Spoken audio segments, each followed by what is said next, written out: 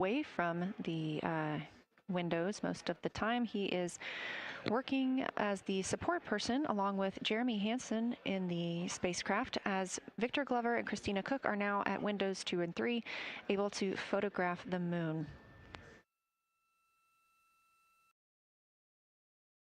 Christina and Victor are also providing recorded information to their portable computing devices, that's their PCDs, and the science team will have access to that at a later time.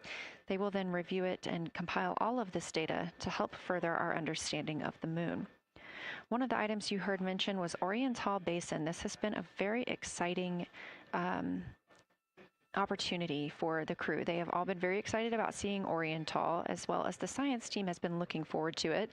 It is known as the Grand Canyon of the Moon, as we discussed earlier.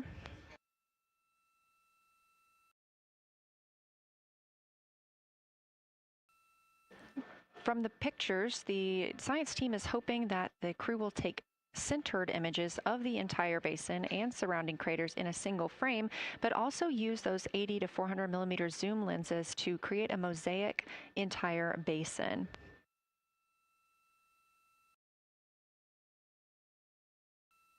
With their unaided eyes, the science team is hoping the crew will describe southern dark annular ring, which you heard Reed just describing, as well as any color, albedo, texture, or topography across the mare patches and ring mountains.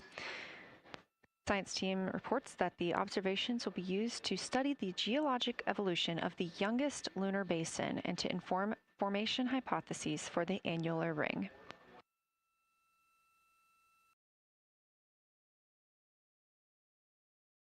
And again, another fun fact about Oriental is the diameter is the same distance between Johnson Space Center, where we are today, and Kennedy Space Center, where the crew launched on April 1st.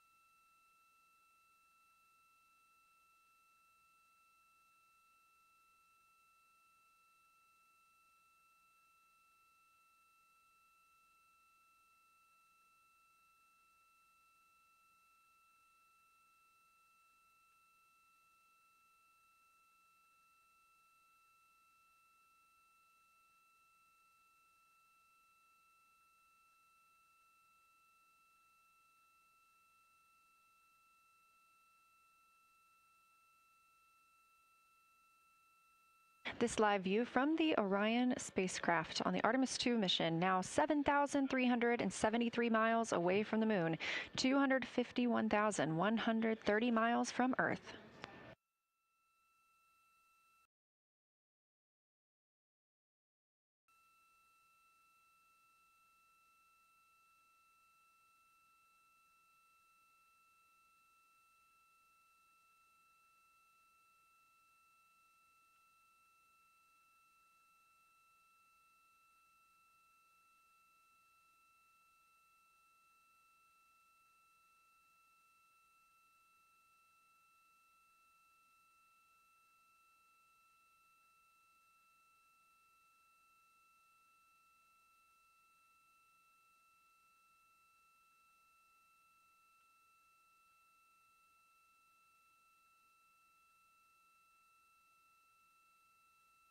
Again, the Artemis II crew passed the Apollo 13 record of the humans farthest from the Earth today at 12:57 p.m. Central Time, 1:57 p.m. Eastern Time.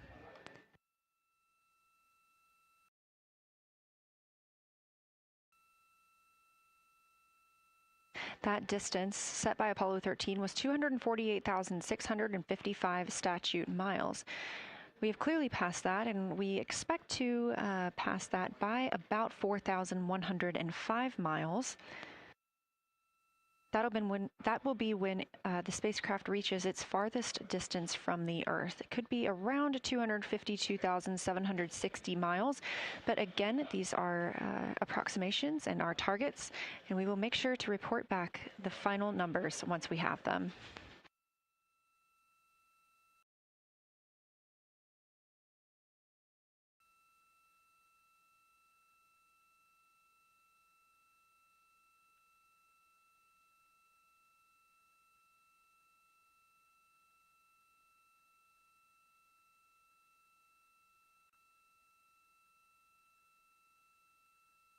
We have some refined times of when we expect to have Earth set of Earth behind the moon while Orion flies behind the moon. That would be about 5:41 p.m. Central, 6:41 Eastern.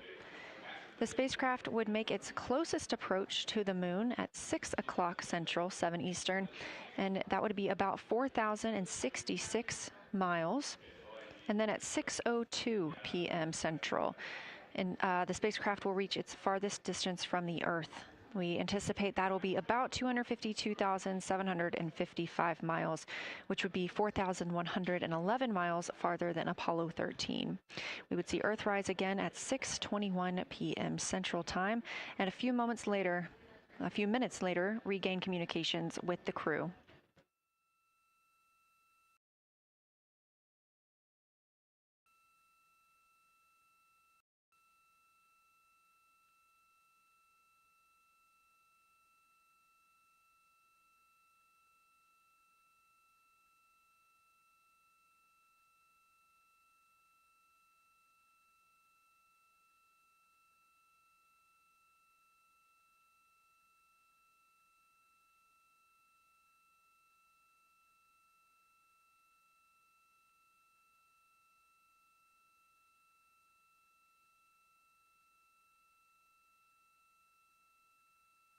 Currently aboard Orion, Victor Glover and Christina Cook are the two team members conducting lunar flyby observations, meaning they are using the Nikon cameras to photograph the moon, and their PCD, or the portable computing device, to conduct annotations.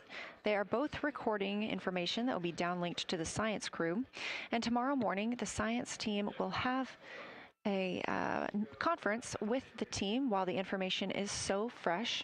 They'll be speaking with the crew about their observations and their data collection.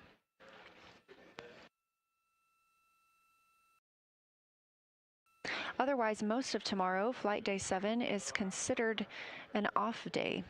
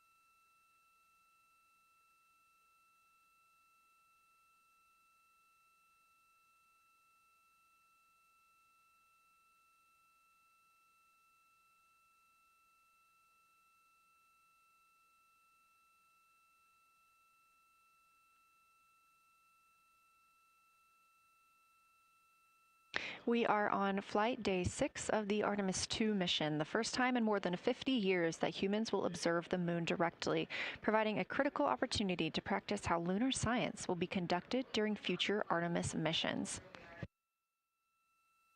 If you're just joining us, the crew is well into their lunar flyby observations, and we anticipate that we will hear from them soon. A few times every hour, they are slated to call down with science sit reps or situation reports.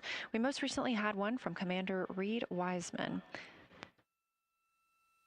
He and Jeremy Hansen, mission specialist, were first at the windows today to photograph and make annotations of what they were seeing. Therefore, we heard more from Victor Glover and Christina Cook earlier in the day during those first blocks. But now that Reed Wiseman and Jeremy Hansen are on the support side, they are the ones calling down what they are seeing from windows 1 and 4. Earlier, we heard that the Earth is so bright in window 4, they have had to temporarily cover it with a t-shirt.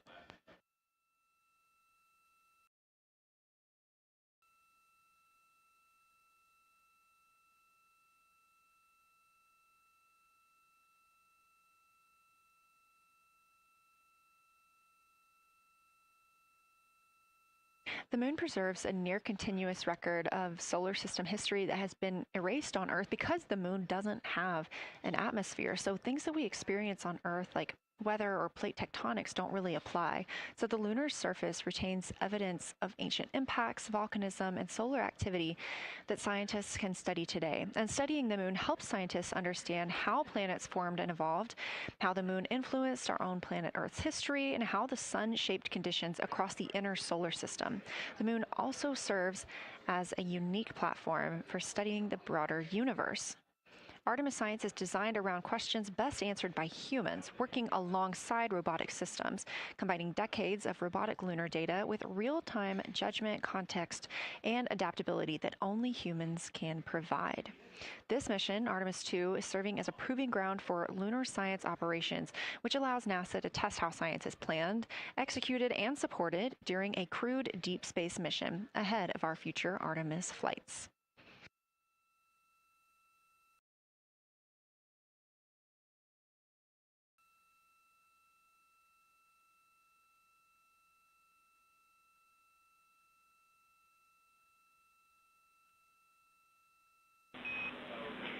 Integrity, time for a window team position swap.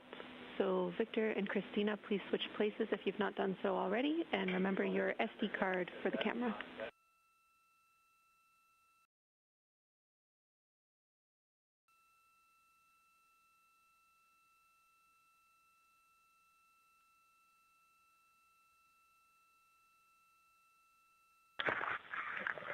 We're in the swap right now. They're wrapping up their last comments, and they'll switch over and change guards from the long lens. Copy.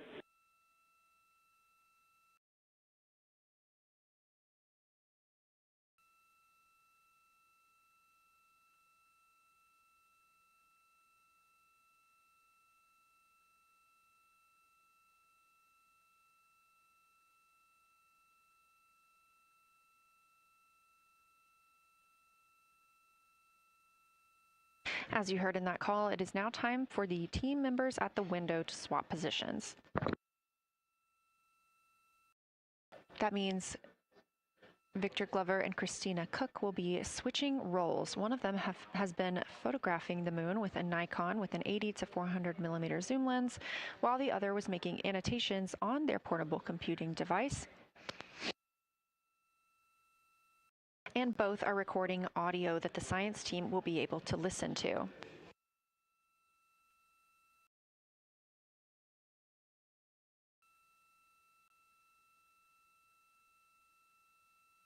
We are now 2 hours and 10 minutes until we expect to lose signal with the spacecraft as they fly behind the moon. And the next target for the crew is considered a crew choice event. They have the option to focus on any regions or patterns or features that interest them. The science team has asked the crew to capture pictures that illustrate their choice, as well as at different zoom levels, and to describe why those certain features or regions caught their eye.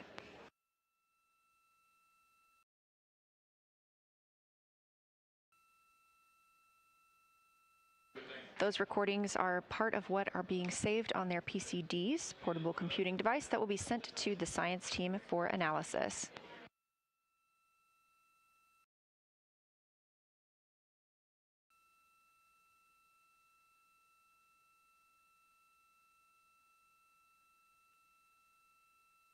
The crew has been allotted 8 minutes for this crew choice event, and it's also a time for a scheduled sit rep or situation report.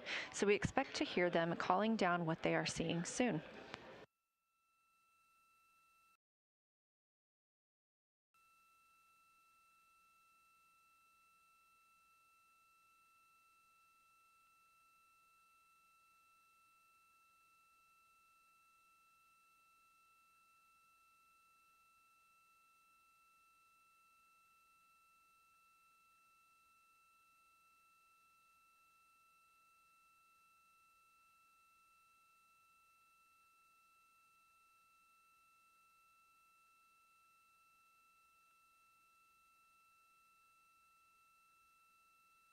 Something that the crew or that the science team has used to help prepare the crew is a cue card.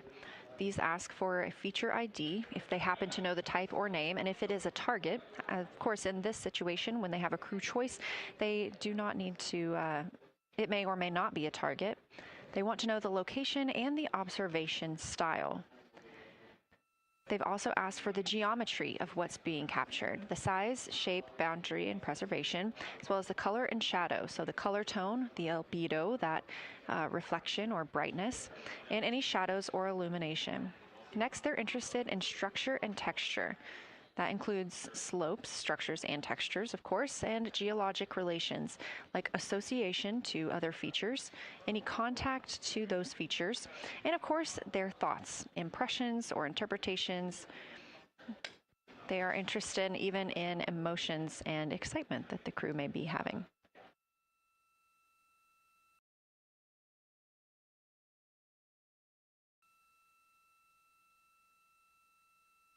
This flyby day has been practiced in many ways, even in sims here in Mission Control Houston.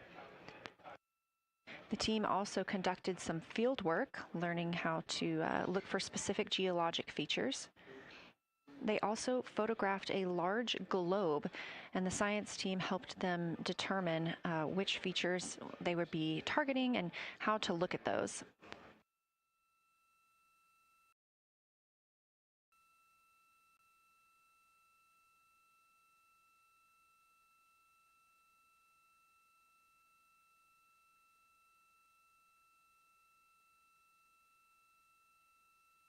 We have a few more minutes that the crew would be photographing their crew choice. Again, this is NASA astronauts Victor Glover and Christina Cook at the windows.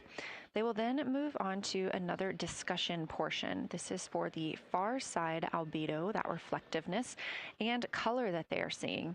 We heard earlier about some browns seen on the moon, which is very interesting, especially here from Earth, where we are just seeing whites, grays, and maybe even black at some points. When they get into that discussion for far side albedo in a few minutes, the theme is looking to know how that color and albedo is, what those variations look like across the far side.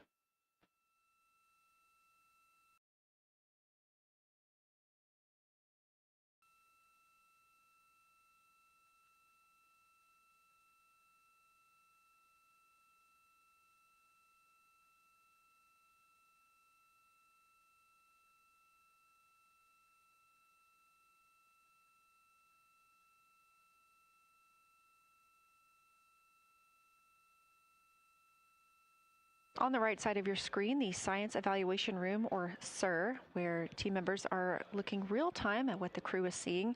And even earlier, we're... Houston Integrity, you ready for science zero? We'll take it.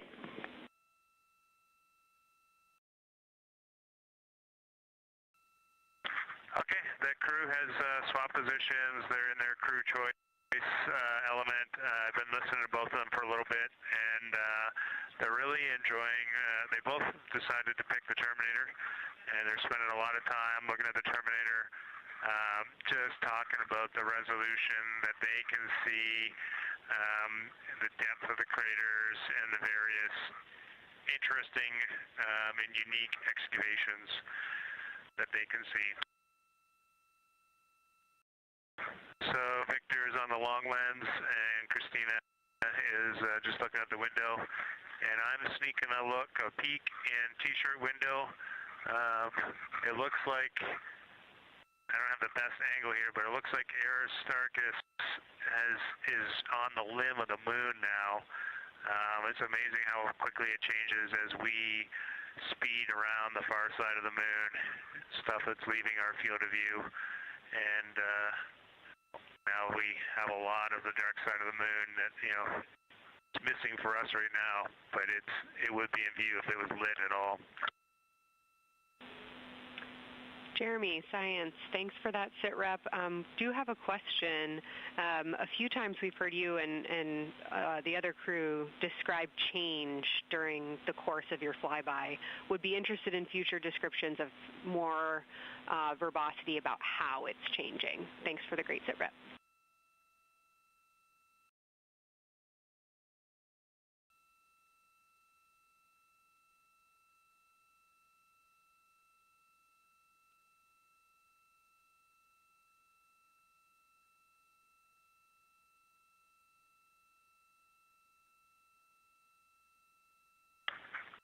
Yeah, Kelsey, sounds good. We are definitely keeping an eye on that.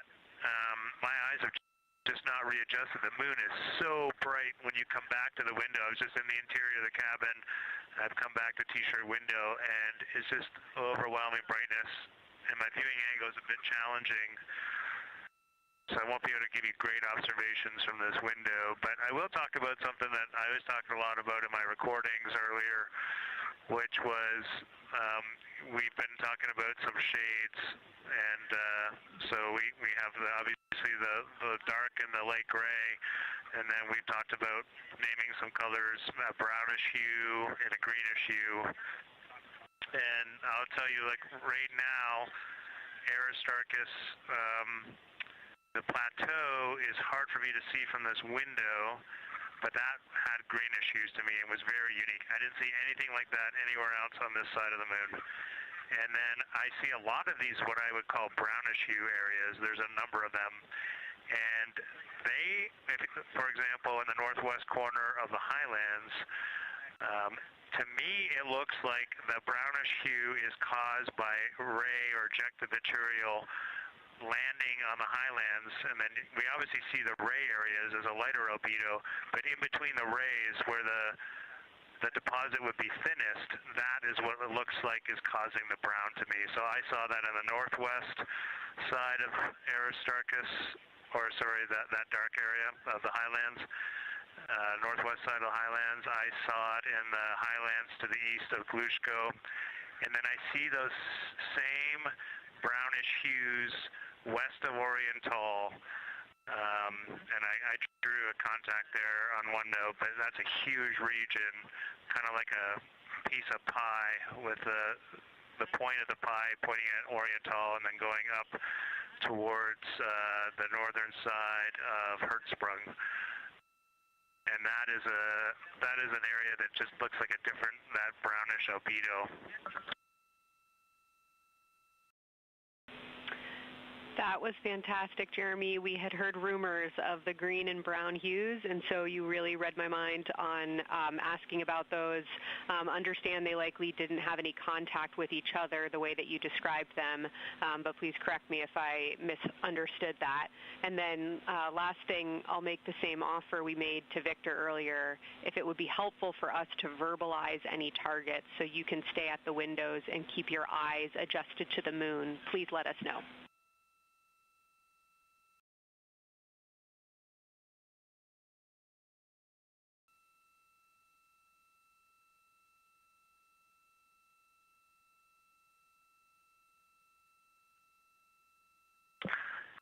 If you got something you want us to look at, Kelsey, you can send it on up.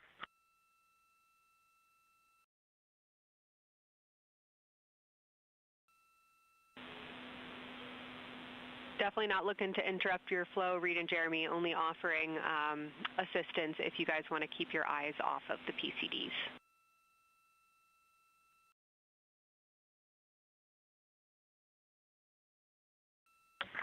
Oh, I see what you're saying, okay.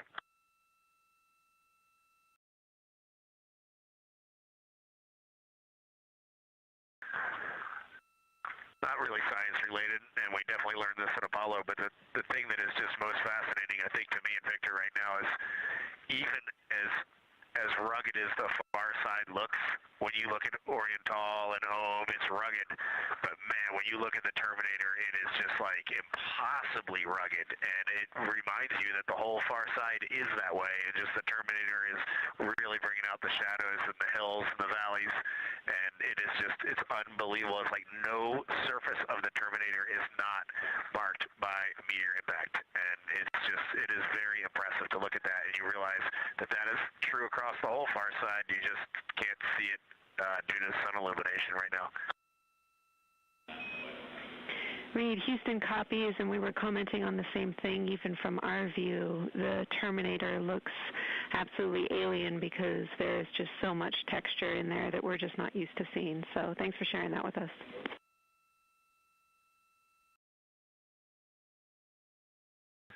There's also, I don't know the name of it, coming out the south-southwest of Oriental, right on the southern Terminator, is just a massive crater. I don't know the name of it. Maybe you can look on the solar array wing video and tell me it's right. It's the southernmost crater you see on the Terminator right now. We're looking for you.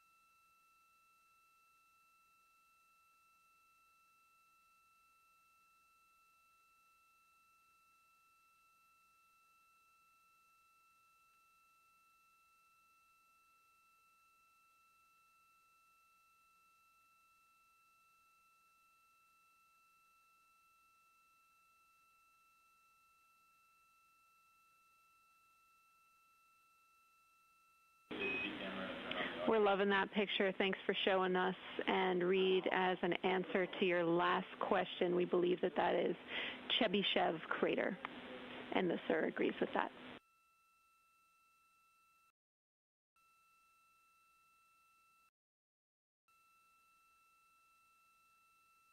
Okay, that picture I was just showing you is an 8X iPhone out the docking hatch with a high grazing angle. It's just amazing. We love it. Thank you.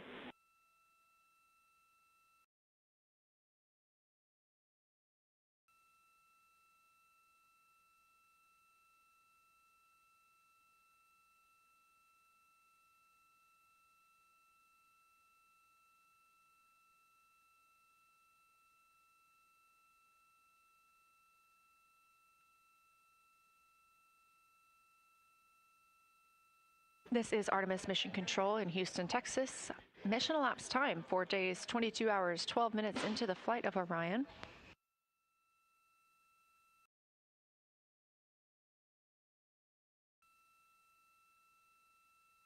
This is Lunar Flyby Day for the crew aboard the spacecraft. Reed Wiseman, Victor Glover, Christina Cook, and Jeremy Hansen are now the farthest people to have ever traveled from Earth.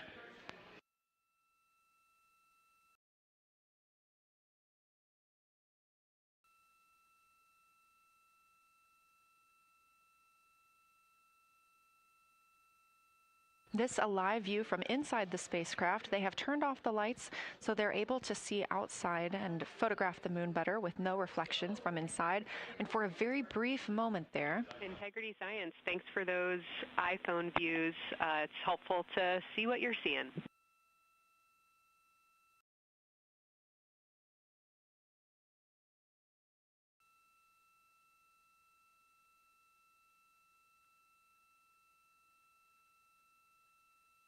We very briefly saw NASA astronaut Reed Wiseman showing a picture he took on his phone of the moon. We do expect to get all of the photos that the crew is taking today, and we cannot wait to share some of those with you. But pretty cool in the meantime, just to see one quick shot from what the crew is seeing. And this view from outside the spacecraft on Orion's solar array wing. Orion is now 6,643 miles away from the moon and continuing to grow closer. Again, their closest approach will be about 4,066 miles. The best comparison is if you held a basketball at arm's length. That's about what it would look like to the Artemis II crew at their closest approach.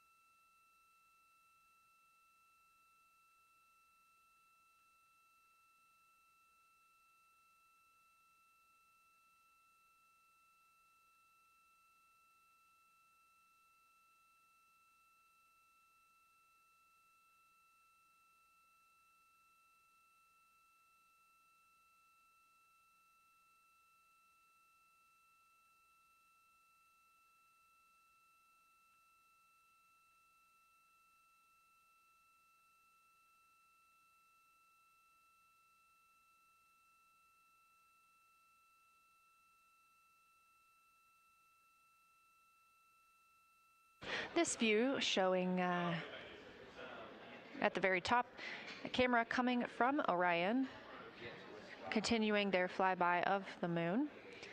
We have 3 more flyby observation blocks after the completion of this one. Down on the bottom left of your screen, that's the SIR, the Science Evaluation Room, where team members are continuing to work through all of the targets that the crew is photographing today, and they've helped identify some of the craters and some of the other items that the crew has seen on the moon's surface. Down on the right is Artemis Mission Control here in Houston. Those 2 rooms down at the bottom are just down the hall from each other.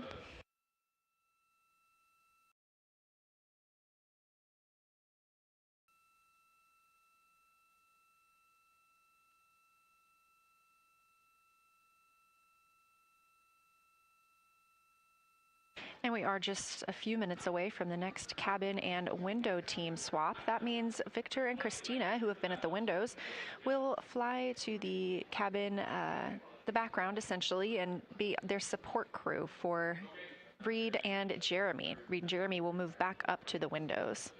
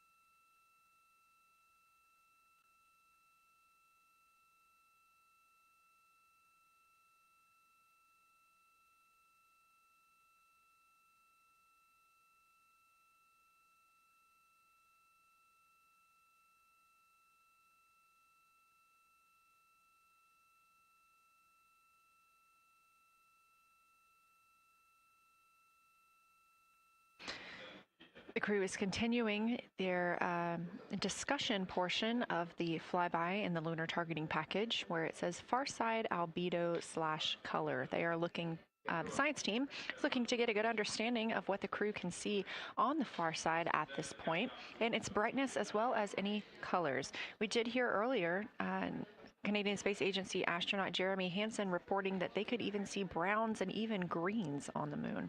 I'm really looking forward to seeing those photos. And in just a couple of minutes, the teams will swap from the cabin to the window.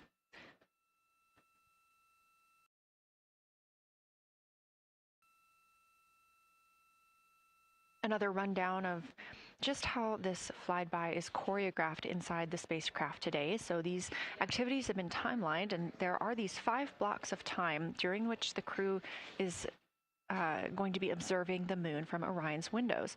Now we are just coming up on the end of the second block, and we'll start the third soon. So at any time during those blocks, 2 members are at the windows working in a pair. One is taking photos from window 2 and has a blue shroud over the window to help prevent any reflections from inside the spacecraft. They are also using an 80 to 400 millimeter zoom lens. And the other astronaut on the window team will be in window 3 using their portable computing device to make annotations. Now, again, both of those crew members are making audio recordings of what they are seeing, and we are not hearing that right now. Those are going to be downlinked later to the science team, who will evaluate them and use that data to inform our understanding of the moon. Those 2 crew members at the windows swap roles.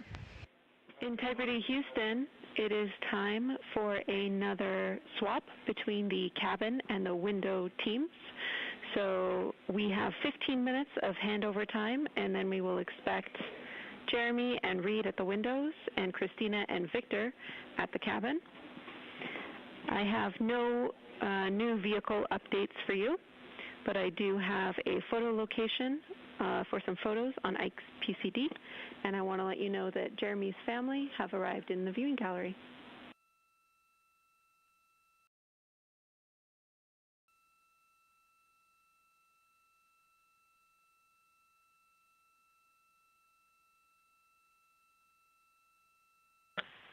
Okay, Jenny, we copied most of that. The only thing we're missing is what you meant about the photo location on Victor's PCD. And hello to my family. I think that must be Catherine and Devin that are there. And I'm glad they made it into the viewing room. And we copy, it's time for crew swap. The A team's coming out of the windows and the B team's going in. Okay, copy. All I meant to pass for Victor's PCD is that there are some late load photos that were requested that are now in his favorite photos folder. And you're exactly right. We have Catherine and Devin here. They give you a big wave, and they're super excited and happy to see part of what you're seeing.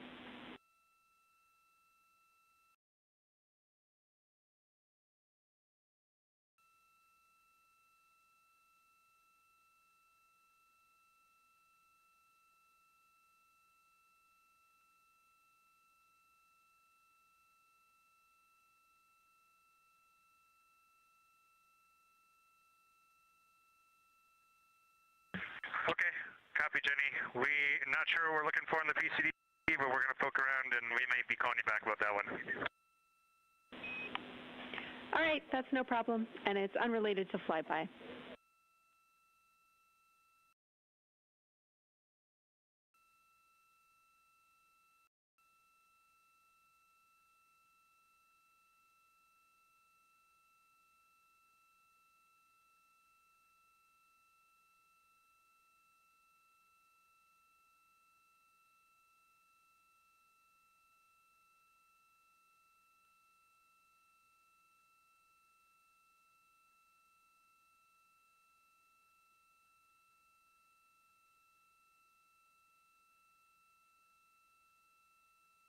This is Artemis Mission Control here at Johnson Space Center in Houston, Texas. And as you just heard, Capcom, or Capsule Communicator Jenny Gibbons, Canadian Space Agency astronaut and Artemis II crew backup, relaying to the teams in Orion that it is time for a swap from the cabin to the window teams. We're now at the tail end of the second lunar flyby observation block. Again, we have 5 of these today. Most recently, Victor Glover and Christina Cook were at the windows photographing and making annotations, while Reed Wiseman and Jeremy Hansen were in the cabin providing support, whether that is SD card help, but also science sit reps, calling down any situation reports for what they are seeing on the moon or anything about the vehicle status. With that call to make a swap, Reed and Jeremy will be back at the windows, making observations for what they see at the moon and taking photos.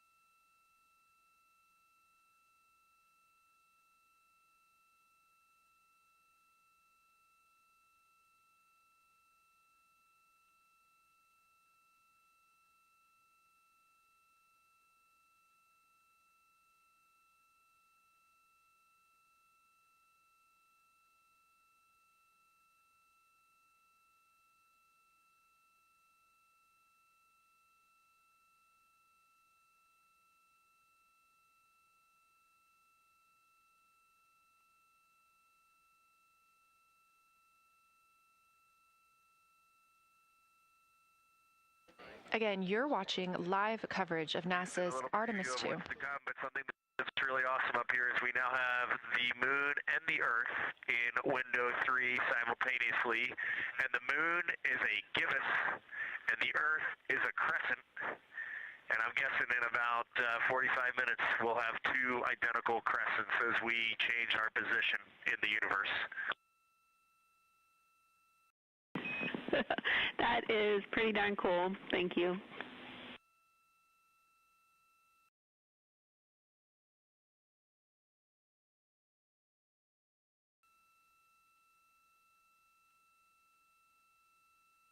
That's the Artemis II crew, the first astronauts to fly by the moon in more than 50 years, reporting that when they look out of window 3, one window, they're able to see both the Earth and the moon at the same time now.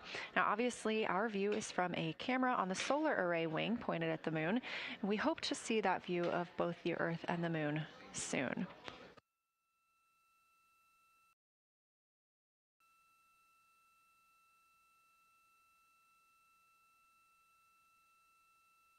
Some upcoming times for what you can expect. In about an hour and 40 minutes, we will have Earth set. And during that time, we will have a view of Earth going behind the moon.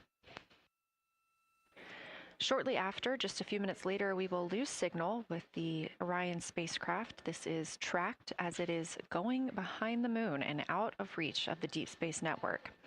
At 6:00 p.m., the spacecraft will make its closest approach to the moon at a distance of about 4,066 miles. At 6:02 Central, the spacecraft will reach its farthest distance from Earth at about 252,755 miles.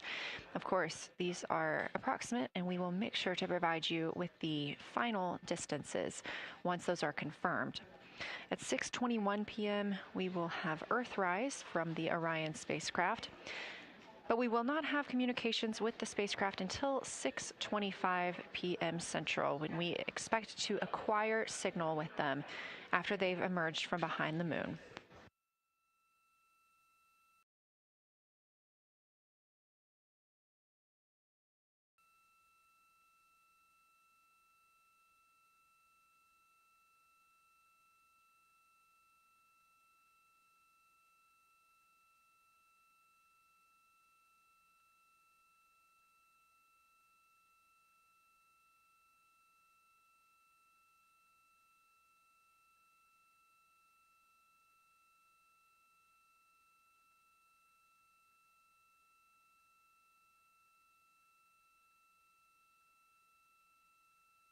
Again, you're watching live coverage of NASA's lunar flyby for the Artemis II mission, first crew to fly beyond the moon in over 50 years.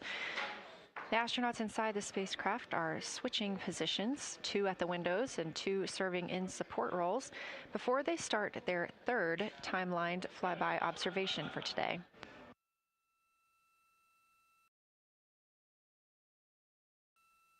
We've heard great calls from the crew so far describing what they're seeing, all well trained by the science team here on the ground.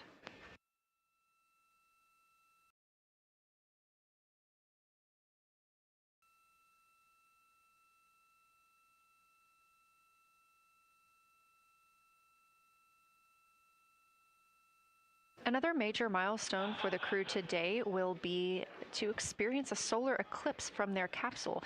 No one on Earth will experience this solar eclipse.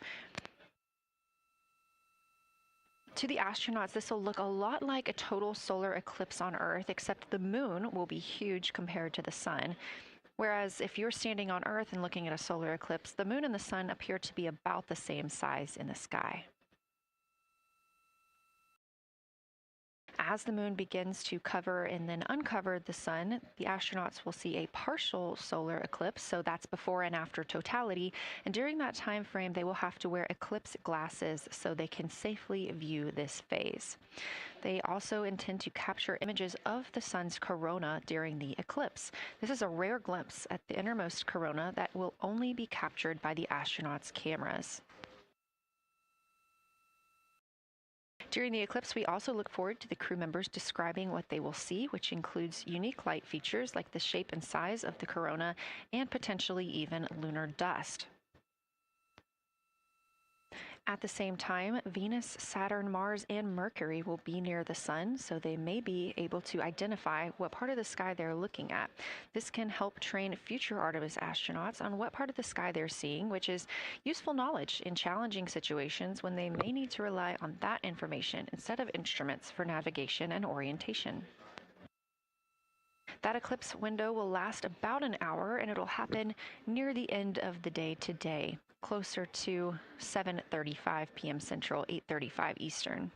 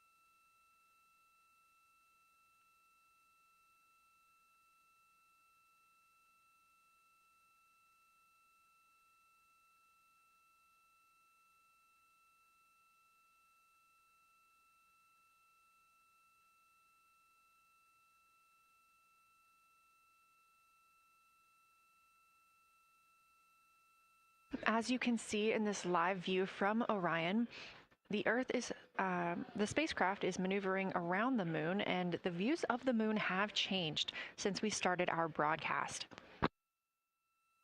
The near side is now very far to the right side of your screen. This is the side that we can see from Earth. That darkened portion are ancient lava flows.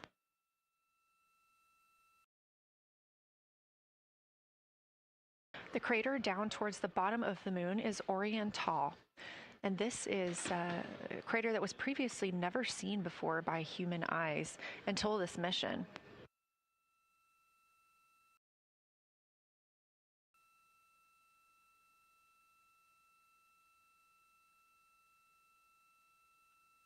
Everything to the left of Oriental is considered the far side.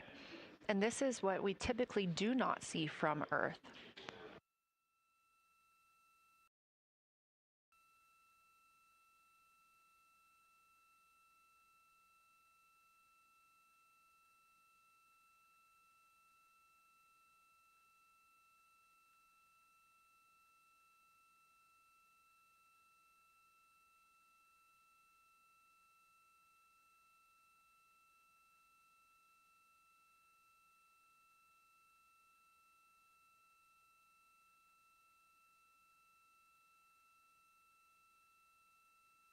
Just a reminder about this view, this is coming from a GoPro camera mounted on the tip of one of Orion's 4 solar arrays.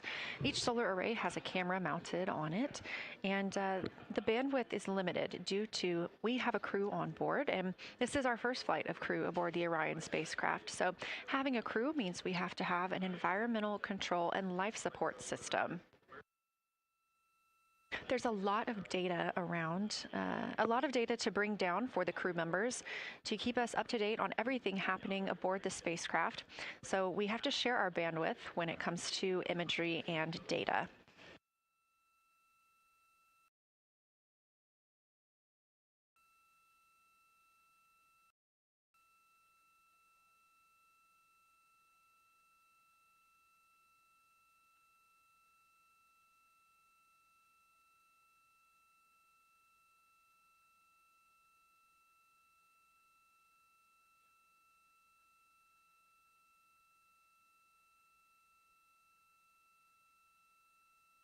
Inside the Orion spacecraft, the astronauts have completed their cabin and window team swap, meaning we have moved into the next block of lunar flyby observations.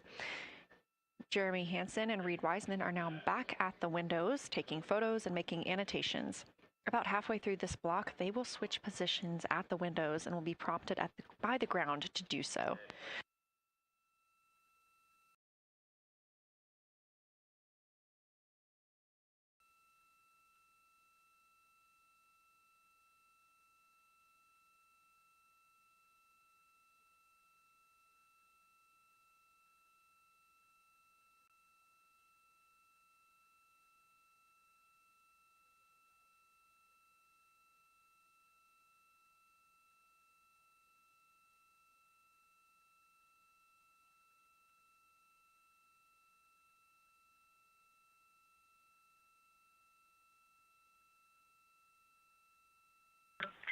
Houston integrity for SITREP. First of all, I'll just talk about the experience that I had during Victor and my observation time. It was an incredible experience. We definitely noted how much more you can see with the zoom lens. Even though we have a great visible eye image, there's just a lot of texture that just pops right out at you when you can zoom in. So almost just using it like a telescope, the camera lens. We really enjoyed our discussion time. That was a great innovation on the lunar targeting plan. We were both able to describe a lot more kind of with flow, I would say, when we were talking to each other. And it was also, we sort of were able to bounce ideas off of each other and come to new conclusions. We had, I think, a very successful talking through of some contacts between different color areas, both in the mare and in the highlands, and we identified some really unique texture areas as well.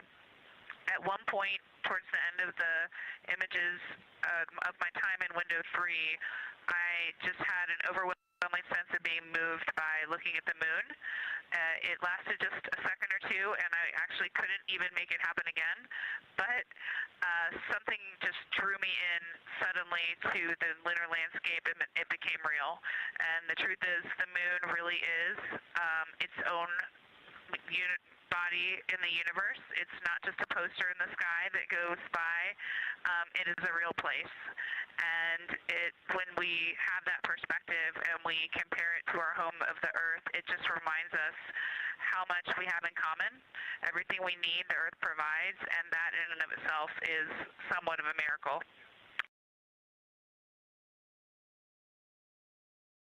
And one that you can't truly know until you've had the perspective of the other.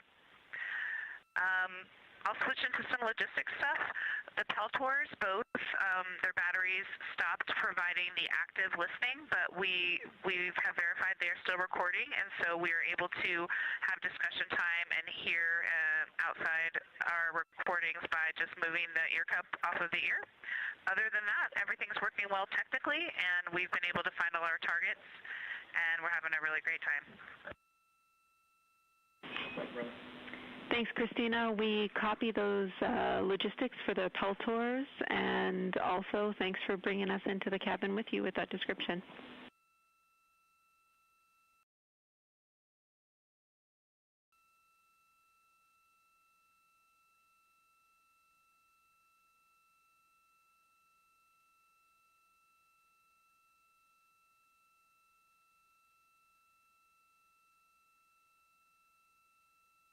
Right on time. NASA astronaut Christina Cook, a mission specialist for Artemis II, calling down a science sit rep, a situation report. Good news, reporting that she and her teammates have been able to capture all targets that were listed.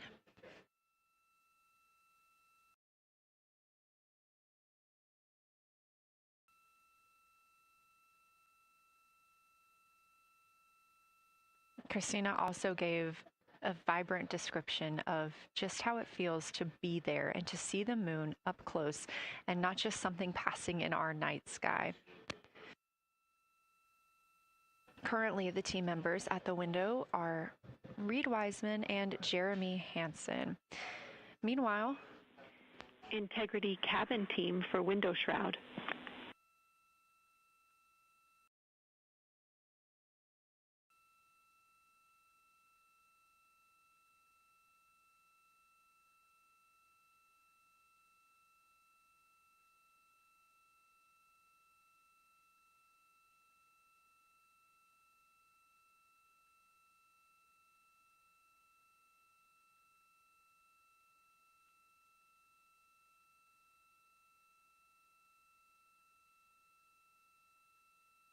We're listening. Go ahead, Jenny. Hey, Victor, we have a temperature constraint on the windows, and the shroud might be getting us close, so we just want to check on the state of window 4's shroud, whether you believe it's still necessary because maybe things have changed with our viewing, and if so, we would like to request to have the shroud removed.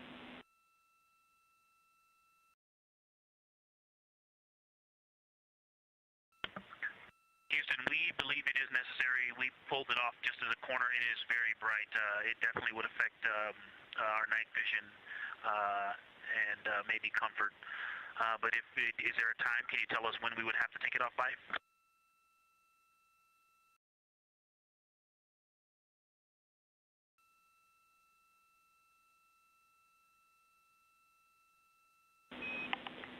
Unfortunately, since it's been on for a while, we are going to have to request that the shroud is removed, and we can recommend something that could block the light but just create a bit of distance between the window and whatever is covering it.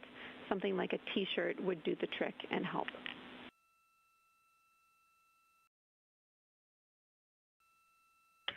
Okay, we're removing the shroud, and we'll make it work. Thanks.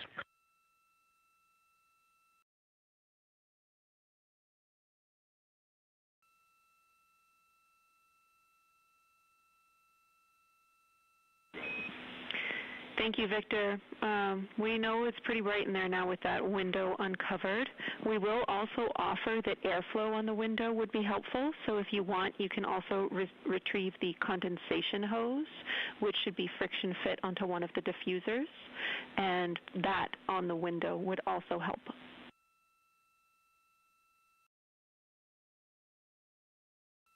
We can easily point a diffuser at the window, so we're going to start with that, and it's pointing at the window now.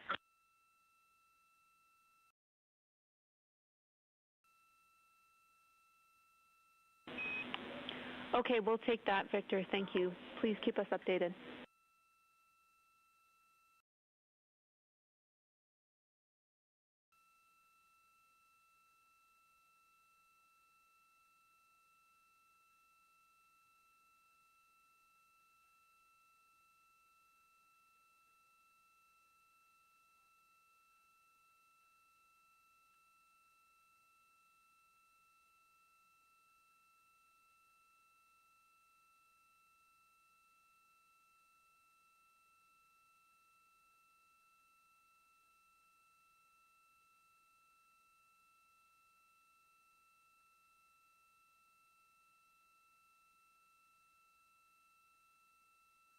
That call from Capcom Jenny Gibbons, CSA astronaut and Artemis II crew backup, to the crew aboard Orion, letting them know that they will need to remove the window shroud they had placed on window 4. They initially placed that shroud there to block out some of the light from the Earth. It was extremely bright coming in the cabin and interfering with some of their viewing opportunities out at the moon.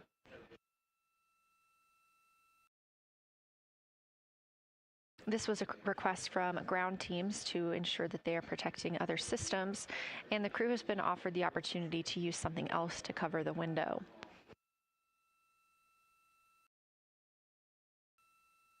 Meanwhile, Reed Wiseman and Jeremy Hansen continue with their lunar flyby observations.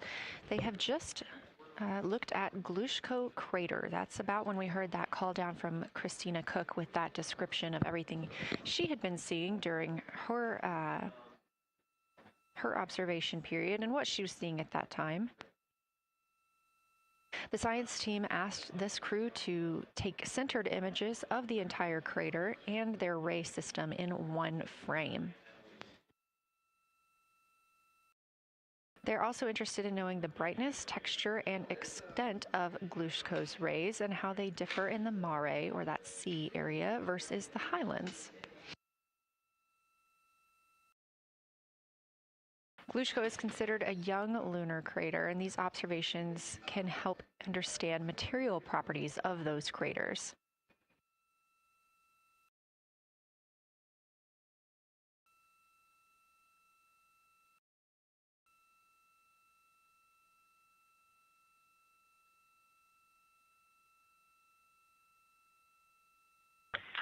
Science, integrity.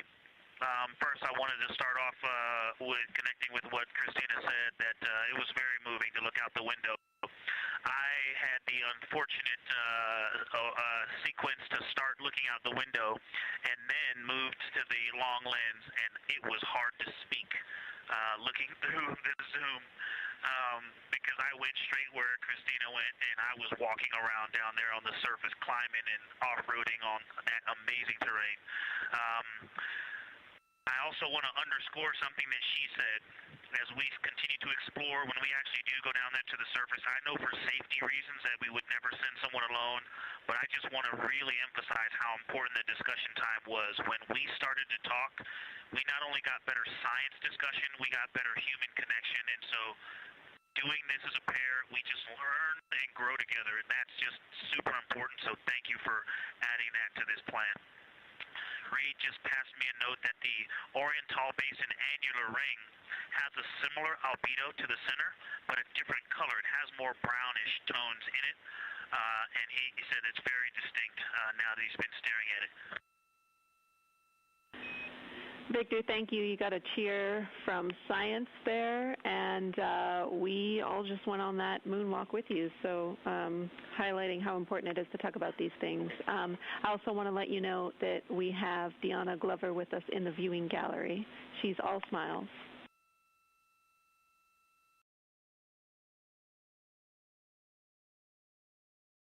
Well, you just got a bunch of cheers up here. Hey, babe. I love you from the moon. We love that we got a hey babe too, and we also have one of your lovely daughters here watching you guys work.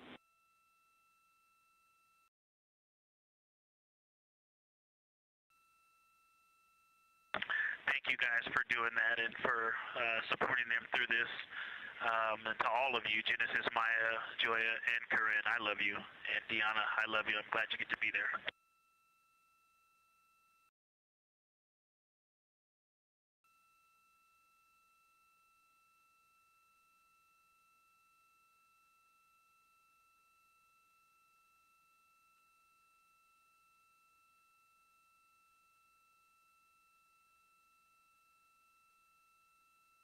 We've had some really sweet words from the crew members aboard Orion today, as their families have been able to filter in and out of the viewing room here at Artemis Mission Control at Johnson Space Center in Houston. Victor Glover also giving a great science sit rep and just a description of how it must feel if you were down on the lunar surface while he was looking through that 80 to 400 millimeter zoom lens. He also expressed how important it was to be able to talk through that real time with Christina Cook and stressed the importance of that on future missions, that it not only made their discussions better, but also more human. Glover and Cook are in the support roles right now, not taking photos or making annotations at the windows, but they are also encouraged to have their midday meal at this time. For lunch today, those two crew members have options of beef ravioli, salmon, butternut squash, sweet and savory kale, pickled beets, cherry blueberry cobbler, tuna noodle casserole, tomatoes and artichokes, broccoli, and chocolate peanut butter bar.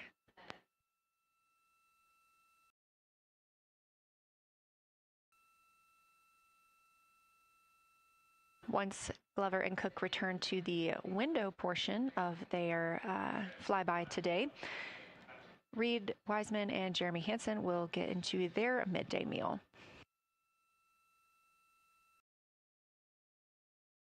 Again, this is the third of 5 scheduled blocks for our lunar viewing today, and if you were watching at the start of the broadcast, you can definitely tell the difference and the distance from the moon.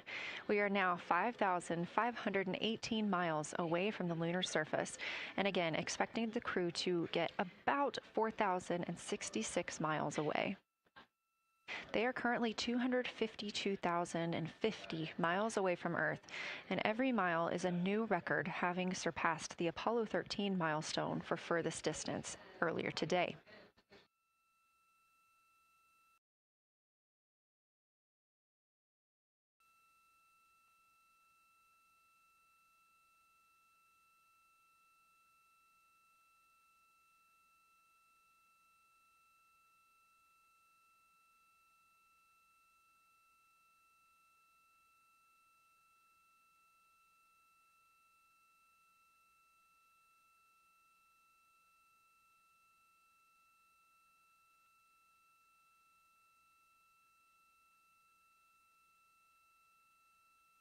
If you look down to the bottom right of the moon in that darker looking area, that is Oriental Basin. We have continued to lose views of the near side. It is just barely visible over towards the bottom right side of your screen. And then you'll also hear later about that terminator. That's the line between light and darkness while on the moon. It is really exposing some of those craters at this time.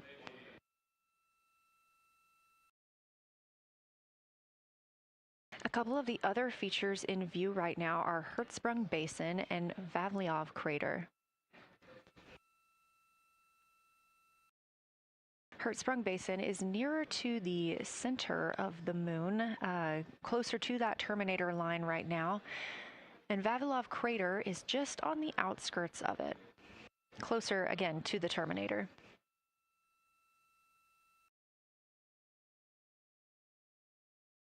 Towards the bottom of the moon and to the left of the terminator line, or currently shadowed in darkness, is Apollo Basin.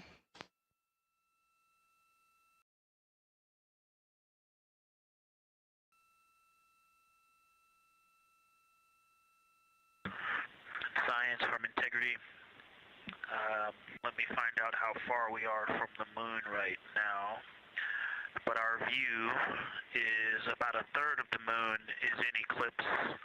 That beautiful terminator is out there calling to me. We're 4,691 miles from the moon. And what looked like in the terminator about a third of the way up from the southernmost part of the terminator looked like a dinosaur print if one was running to the northwest. Now is clearly a crater with a bunch of craters around it. And that terminator, I can only see about half of it. I'm looking through the docking hatch window right now because we have the Z9 in window 1. But that terminator has moved. I guess I've been using Vavilov the whole time, so it's gone 2 more Vavilov craters to the west, and so a few more features are starting to peek out into the sunlight there with that low sun angle, and so you still have ridges and valleys showing up very clearly, a very jagged terminator, and a few islands of light out there with some high elevation shining in the sunlight in that darkness. And on the eastern side of the moon, let's see, Grimaldi appears to be one of the farthest east features, and that is maybe 5 degrees from being right on the limb and going off over the horizon.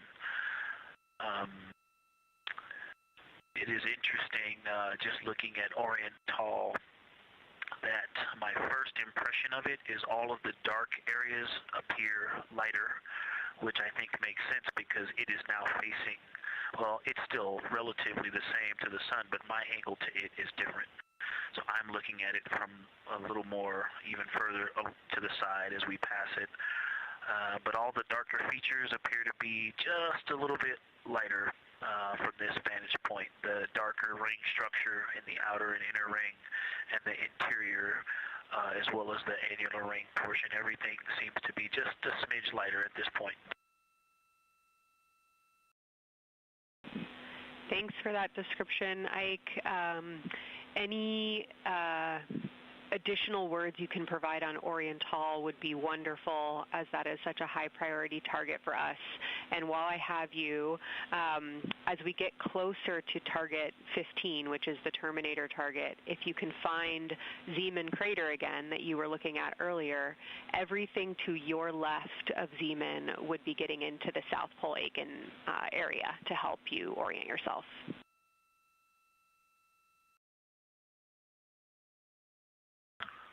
Zeeman is a great waypoint out there. I definitely see it.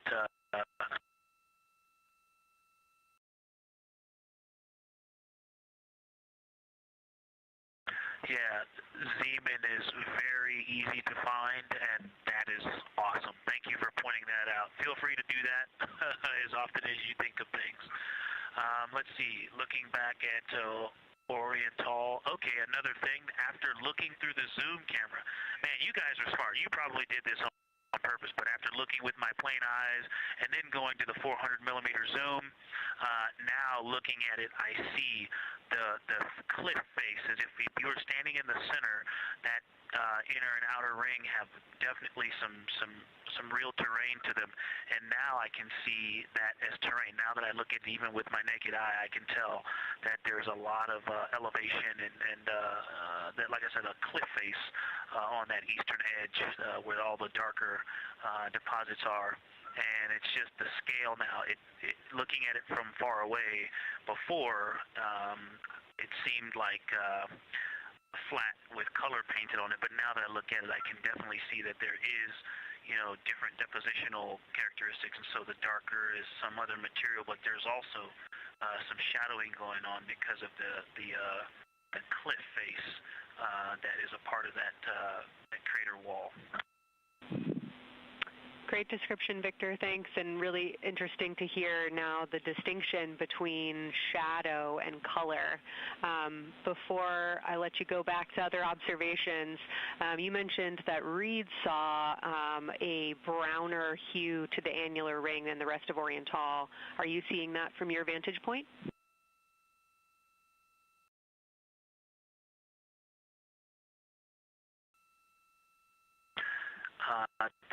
The way that I'm looking at Oriental, again, I'm still in the docking hatch window. There's like a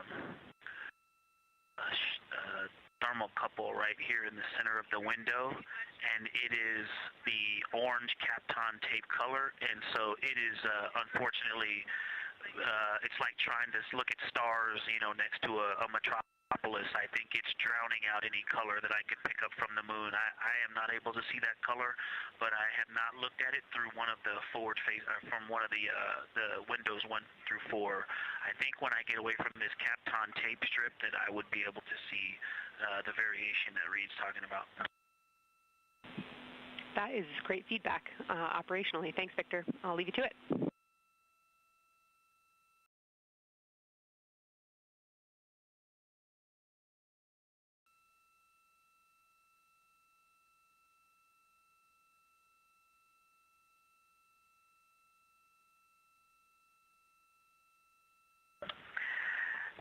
science integrity with a question from the window team. Integrity, this is Science here with you.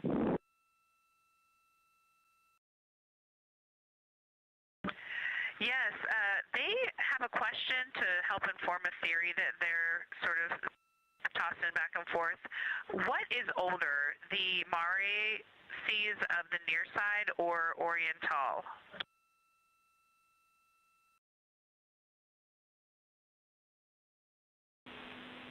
Stand by, Integrity. We're going to get you a little geologic history here.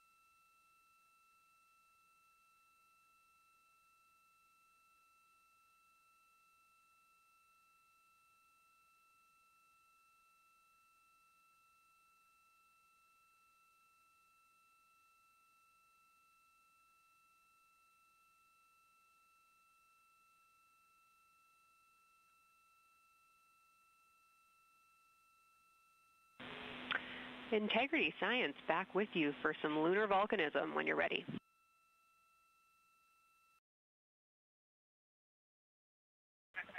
Go ahead. You're making our day down here getting to talk about lunar volcanoes. Oriental, as far as Mare go, is younger than almost all of the Mare on the near side. The exception are features like Aristarchus, which really pop out to you guys and really pop out to us here on Earth. That is younger, but other than that, Oriental is pretty young as far as Mare go.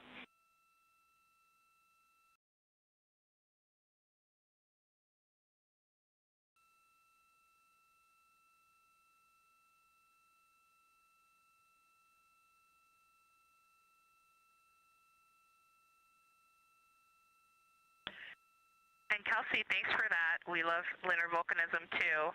How about when the actual crater was formed?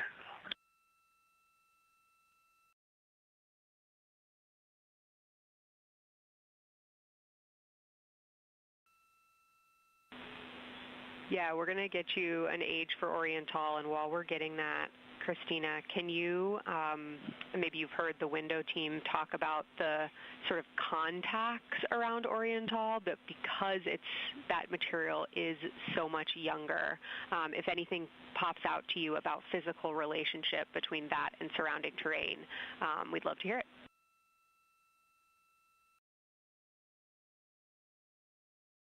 Yeah, definitely. They are discussing a contact relationship that could explain some of the color that they're seeing in certain areas. And so it was really about the ejecta of the creation of the basin and understanding the superposition of its ejecta and Mare on the near side or other features. So thank you. We'll take the insight when you have it.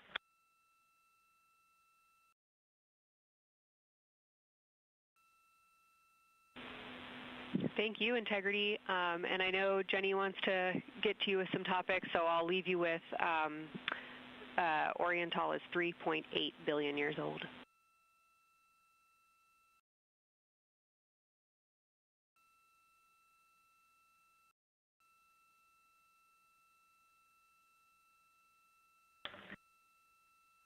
Copy that. So that's on the older side. The actual basin is very old. Correct, as is the case with a lot of mare. Typically the big basin formed and then the, volcanic eruption was able to punch through the crust where it was weakened by that basin formation.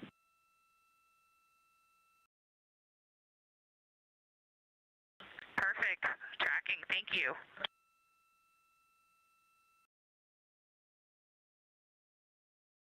NASA astronaut Christina Cook calling down some questions to the science team on console.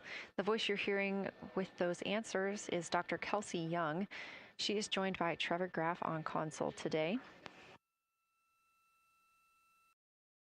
Christina asking about the age of Oriental and specifically the mare regions. Those are those dark regions that you see. They are paved or filled by volcanic deposits.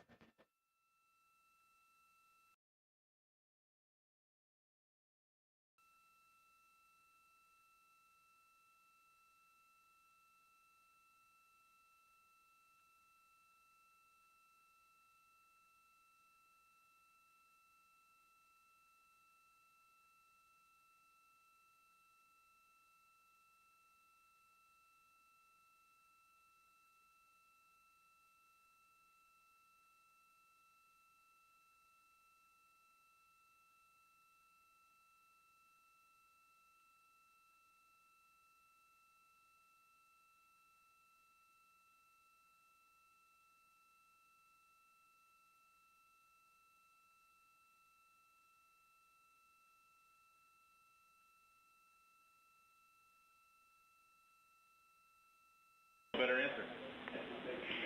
Integrity, it's about time for a position swap at the window. So we will ask Reed and Jeremy to swap positions, and I'll remind you again about your SD cards. And Victor or Christina, I have one window task for the cabin team when you're ready.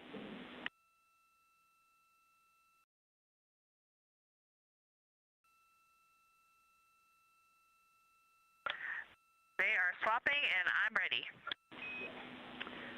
All right, Tina, we found a way that we can reinstall the shroud on the window. We understand it's pretty darn bright compared to everything that you're looking at. So in order to reinstall it, we will ask that you retrieve the condensation hose and you install it on a friction fit on the cabin air outlet port. That's right by one of your diffusers. You're going to point that little condensation hose such that the air is flowing over the window pane. Let me know when you're ready for the stowage location.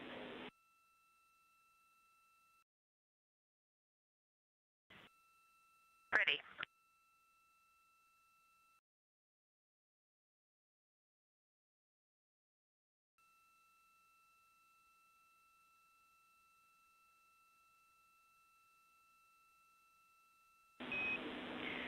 Christina, the hose is in locker A1. The crew has gotten a go to reinstall that window shroud they were using to block some of the earth shine. Happy. This view coming from inside the Orion spacecraft as the crew members are swapping windows, specifically Reed Wiseman and Jeremy Hansen. They've been our crew members at the windows taking photos, making annotations, and making recordings that'll be downlinked later to the science team for review. The science team will have a conference tomorrow morning with the crew to get any fresh perspectives or things that they learned during the flyby.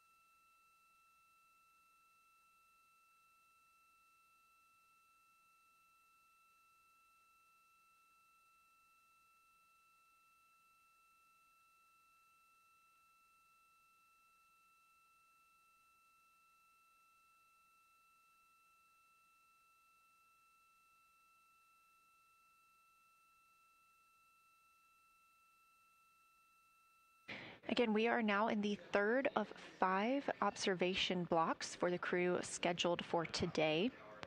During this flyby, Orion is passing around between 4,000 and 6,000 miles from the moon and providing the crew with a full view of the lunar surface. It's a higher vantage point and much farther than Apollo's lunar orbits on average. So from this view, astronauts can observe both the North and South Pole and large-scale geologic features in one single view.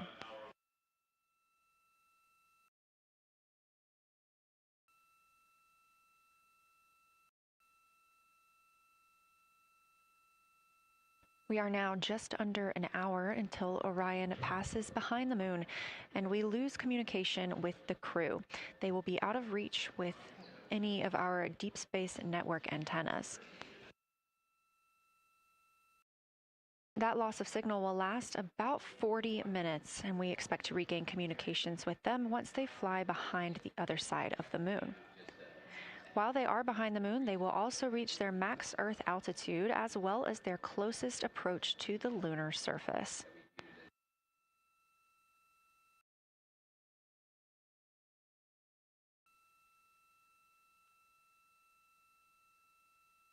The view you have right now is a live stream from a camera on Orion's solar arrays. You are looking at a live view of the moon, and 4 people are inside that spacecraft taking pictures of it, telling us everything that they are seeing. The first humans to do so in over 50 years.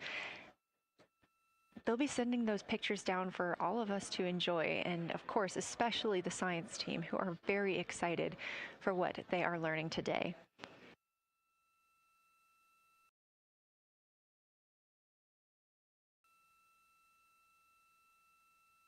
It appears the Artemis II spacecraft, Orion, is now under 5,000 miles away from the moon.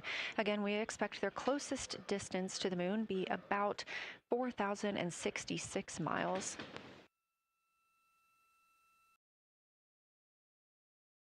That is an estimate at this point, and we will make sure to share that closest approach distance once we receive it.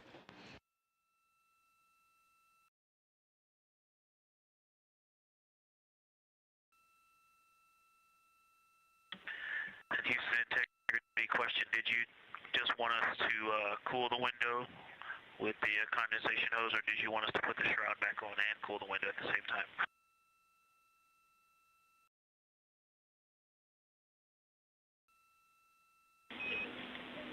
Victor, we definitely want you to cool down the window with the condensation hose. It's crew preference whether you put the shroud back on. The hose will allow you to do that if it helps with your lunar flyby.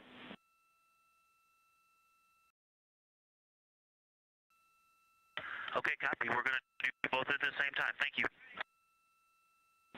Houston copies.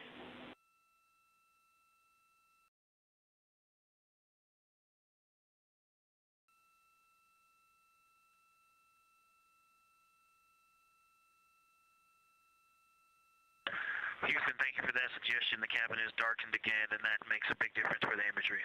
And for science, we are now seeing a half moon.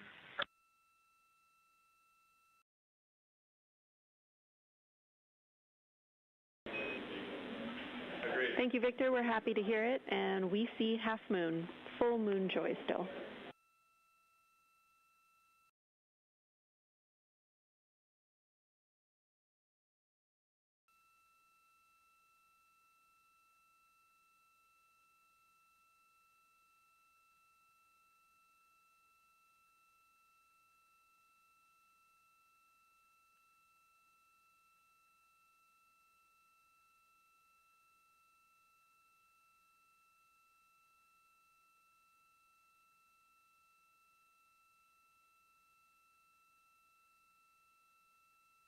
Crew reporting from Orion that they are seeing half the moon, which is about what it looks like here from this view from the spacecraft.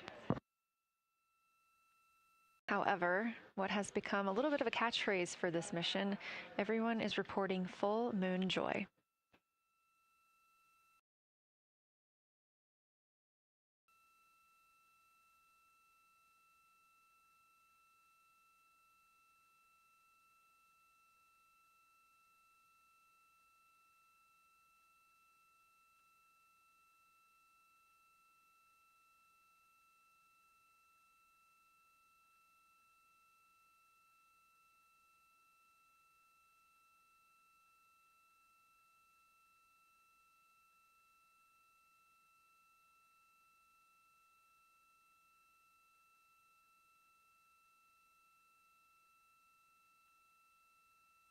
We are keeping up with which targets the crew is tracking through their lunar targeting package. They are just wrapping up their second. Science integrity, another observation the window team commented on and Christina and I discussed a bit is in Hertzsprung. The solid and intact crater is very smooth. If it were a dirt road, it's very hard packed, and then you go outside of it, and that outer crater, that's the one that is older. It is a little rougher and more jagged, and starts to get into more loose-looking terrain. And the smooth interior also causes the craters that are inside of the larger crater, the smaller craters, to have really sharp edges, sharp, distinct edges. And just a general comment on that area, Hertzsprung, that whole area, the average albedo there is darker. That is, I would say, 3.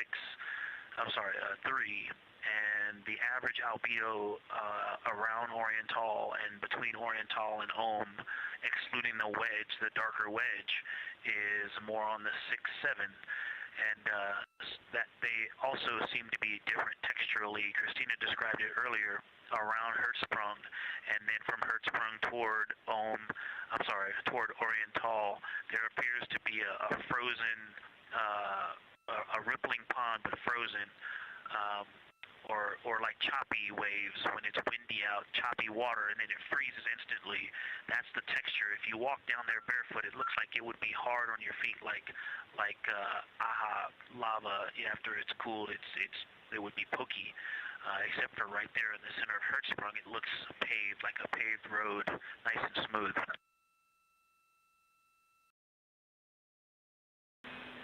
Victor, that's a wonderful description. Going from a paved road to lava reminds us of the Icelandic highlands. Thanks for that.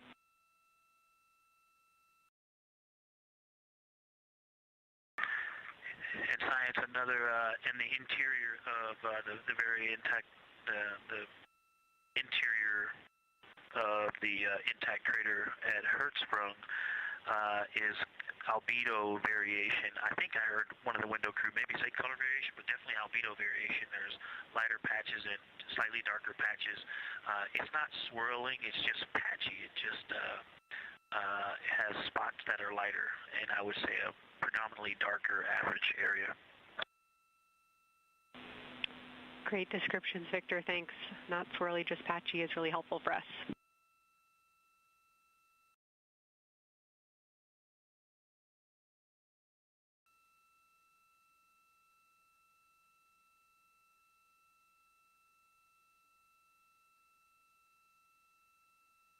Really great descriptions coming from Science. The window team is hitting all the targets. They are on the plan and starting the discussion of the Terminator. And boy, I'm loving the Terminator. I think I know it's not purely a moon feature, but what it does to the features of the moon, to the terrain, I've probably spent the most time describing into my recordings and thinking about and looking at the Terminator. There's just so much magic in the Terminator.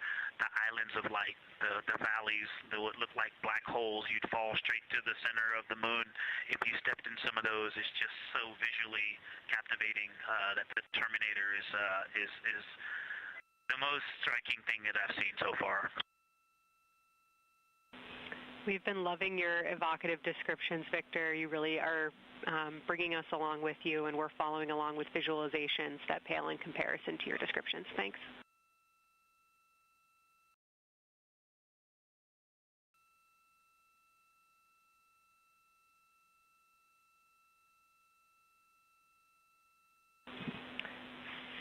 Integrity Science, one more question on a status of what the window team chose to observe for crew choice.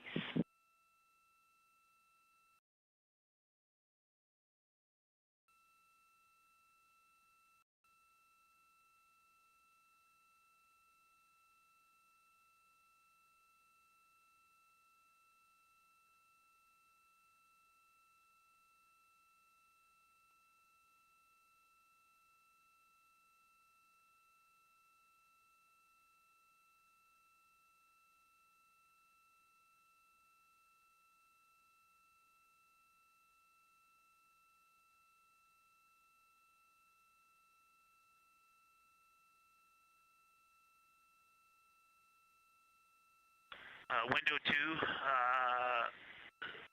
talked about Vavilov, looked for suspended dust, and the Terminator. And window 3 about the experience and about the three-dimensionality of the moon this close. Wonderful. And Thank you, another observation about Oriental, I would say, is the features going off to the southwest, the two large, almost look like scratches in the surface. I don't know if they're rays or canyons or collapsed lava tubes, but two distinct features that are almost parallel going off southwest from Oriental Basin. They are the first things that made me notice parallax of our trajectory looking out at Oriental. That and in the inner walls of the east side of the crater rings, you really get a sense that we're flying over something with elevation and terrain, and they look different from this orientation. Love to hear it, Victor, and you had it that those chains are actually crater rays, secondary craters formed from the formation of Oriental.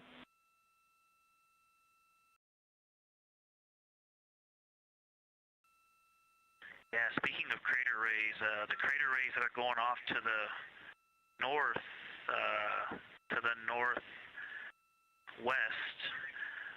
that run off toward Hertzsprung and I believe toward Vavilov. I'm not looking at it right now, but those crater rays are very interesting. They're all very small. I know you've imaged this, but they're all small and they look like, you know, a big impact launched rocks and things that made smaller impacts down the way. But something very interesting, and again, you can see this in imagery, but some of them are parallel, and then some of them converge toward the center of Oriental. And then I think I even saw some that maybe diverge, which not diverge, but that are convergent, which indicate multiple large impacts that created a lot of secondary impact crater rays. Fantastic, Victor. And I'll note that we can infer that you're looking down at your freshly named Integrity crater, which is near the end of one of those beautiful crater rays from Oriental. Thanks for the description.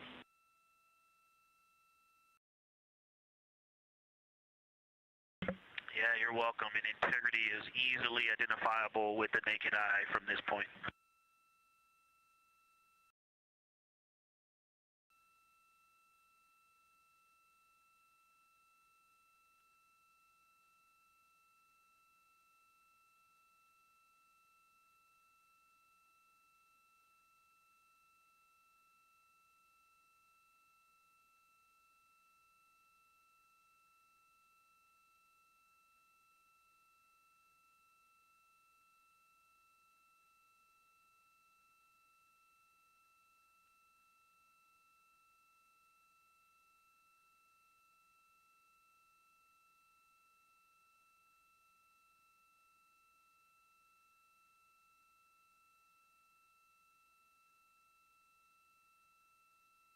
We've been hearing some great situation reports from Victor Glover, the pilot of the Artemis II mission, calling down to the science team, letting them know what he is seeing. And one of those things is Hertzsprung Basin. If you look just to the right of the Terminator, that is the difference between light and darkness on the moon. You can see what he's describing when he says Hertzsprung Basin and how it looks a little bit paved in the middle there. It's almost in the very center of the moon in this view, coming from the Orion spacecraft and a camera mounted on its solar array.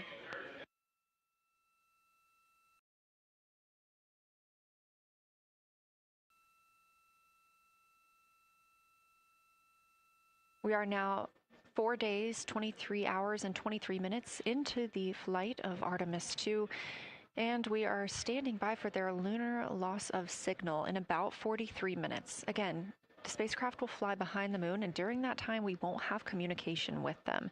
They will be out of reach of our deep space network. However, we will regain communication with them approximately 40 minutes later when they come around the other side of the moon.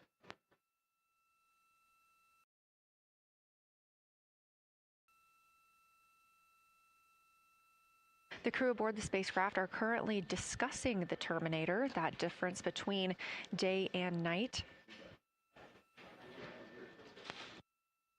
The science team is interested in learning about the topography and the color of the lunar surface, and it's already been very interesting to hear that they have seen colors like greens and browns while looking at the moon.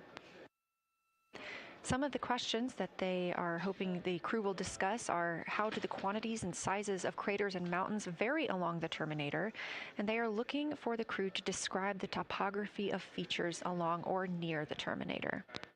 They're also looking for more information on any color or tone variations, and they're hoping that the crew will take images to illustrate their findings.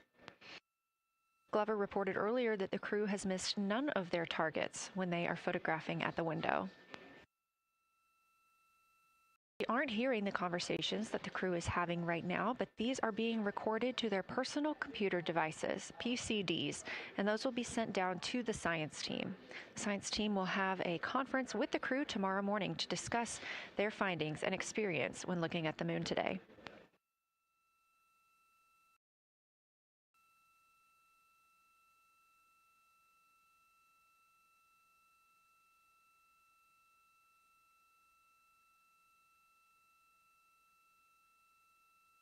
We have a few minutes left while the crew is discussing the Terminator.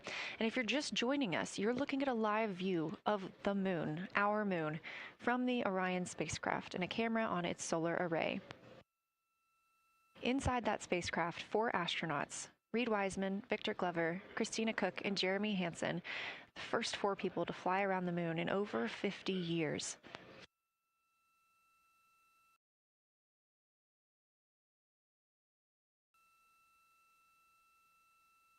This is our lunar flyby day, and the crew has already surpassed one record today.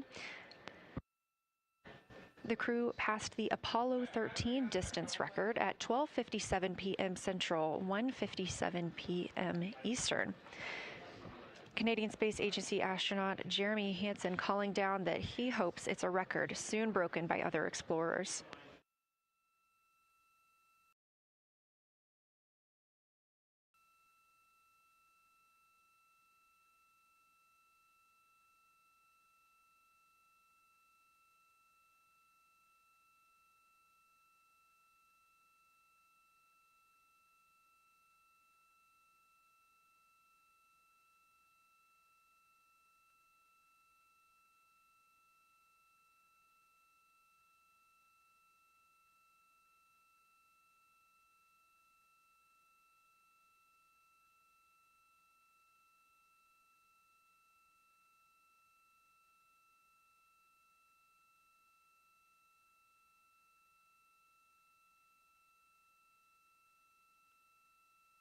We are live in Artemis Mission Control in Houston, Texas, monitoring the flight of Artemis II.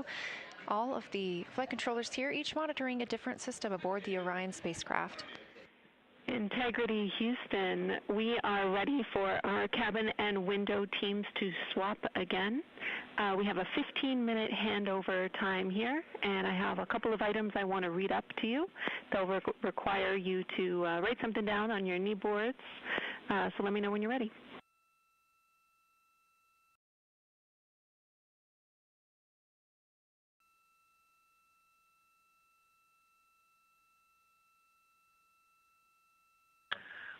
Okay, Houston, we are ready. Copy Integrity. First of all, once you start this next shift here, during this lunar observation shift, we will begin our lunar LOS, so you can expect a call from me a few minutes prior reminding you. And second of all, FIDO just sent us updated altitudes and METs for lunar closest approach and max Earth altitude. Let me know when you are ready to write those down. They differ slightly from Optimus.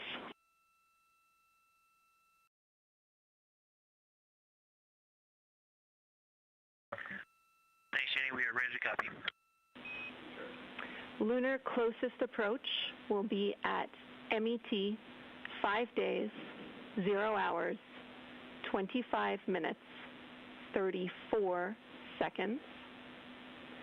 And the altitude will be 4,067 statute miles.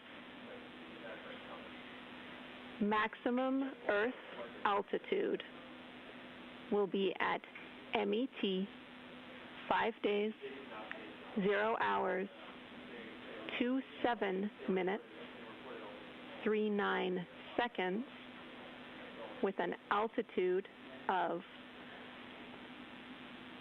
252,756 statute miles.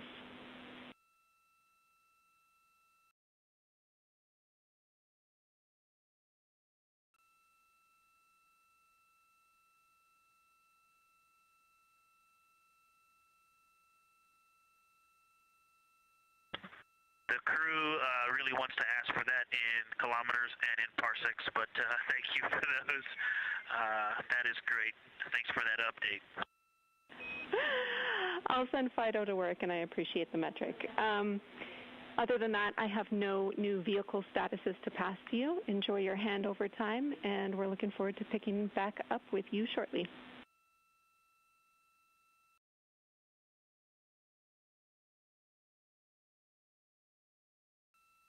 All right, we'll talk to you shortly.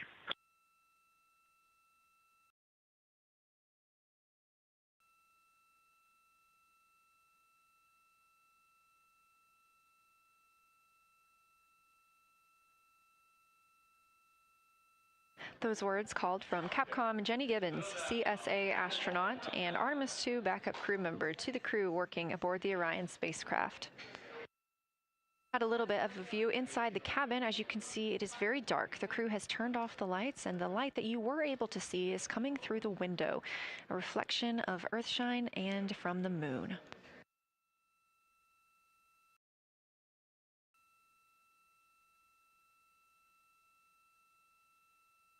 The crew is moving into their next observation block, meaning they are taking time to switch cabin and window teams. We've had Reed Wiseman and Jeremy Hansen at the windows taking pictures and making annotations and recording some audio files that will be downlinked later to the science team. Meanwhile, Victor Glover and Christina Cook were in the background serving as support. They were also timelined to enjoy a little bit of their midday meal. Now that we are swapping positions, the support team becomes Reed Wiseman and Jeremy Hansen. They will be in the background helping with SD card swaps, as well as providing those situational reports to the science team. Victor Glover and Christina Cook will be the astronauts at the window, photographing and speaking into those PCDs, portable computing devices, about what they're seeing on the moon. As you heard Capcom Jenny Gibbons call to the crew, this block is also when we will lose communications with the crew. That LOS, or loss of signal, scheduled to be less than 35 minutes from now. We anticipate to be out of signal with them for about 40 minutes, and will regain that communication once they've flown around the other side of the moon.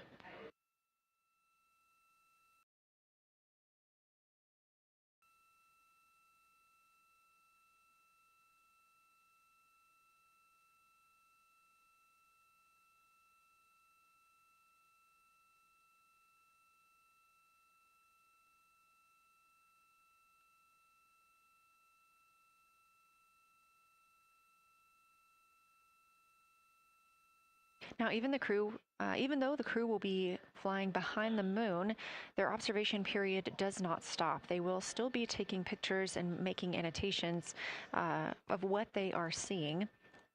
They'll be looking for the limb of the moon, Earth set, and then Vavilov crater, which we have previously seen. They'll swap positions at the window before moving into a crew choice option. They will get to pick things that are interesting to them on the surface, take pictures, and explain why they find them that way. They'll also be looking for any impact flashes. These are short-lived flashes on the lunar surface caused by impact bombardment.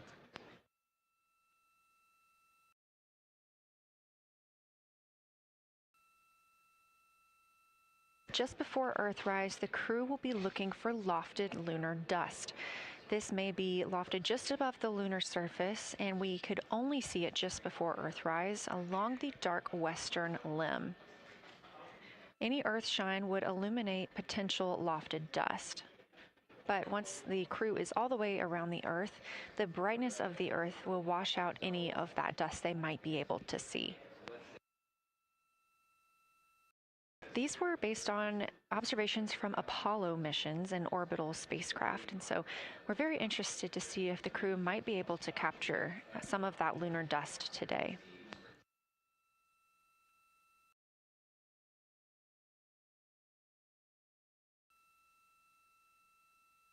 Following that lofted lunar dust target, the next will be Earthrise. We will regain communications with the crew shortly after Earthrise.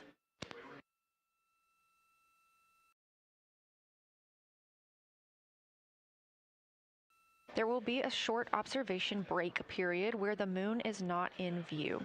That's because we are also anticipating the crew seeing an eclipse today. The moon won't be in view because the team here in Mission Control Houston will need to change the attitude of the spacecraft and ensure that its solar arrays are gathering light from the sun heading into that eclipse period.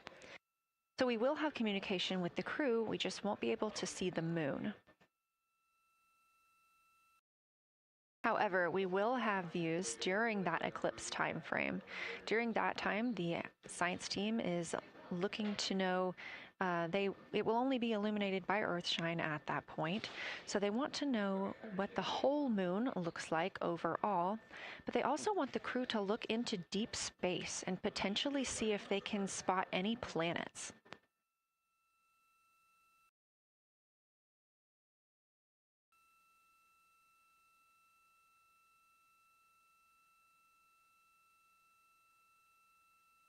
Once the eclipse is over, the lunar flyby period will have ended.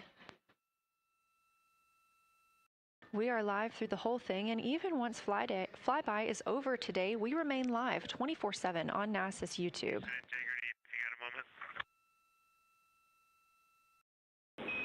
Go ahead.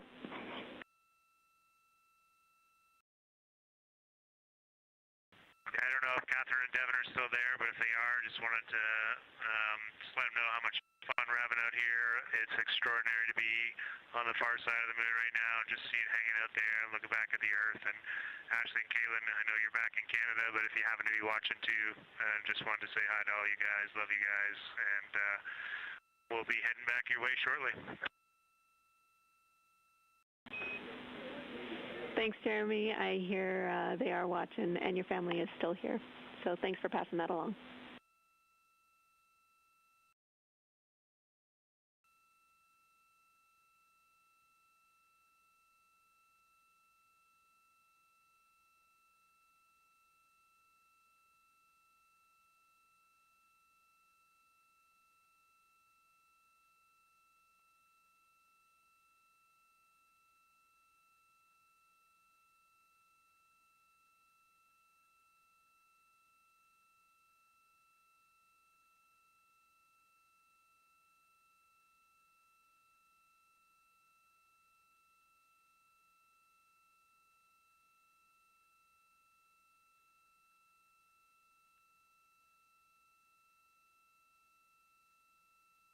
This view inside the Orion spacecraft, and it's a little hard to make out, but on the left there, that is Jeremy Hansen just calling down some well wishes to his family, joining us in the viewing room and watching online. Currently in the window are Victor Glover and Christina Cook. They are taking pictures outside of the window as they are now in their flyby observation block. At this time, Reed Wiseman and Jeremy Hansen are serving as support crew members, and they are also going to have an opportunity to enjoy their midday meal at this time.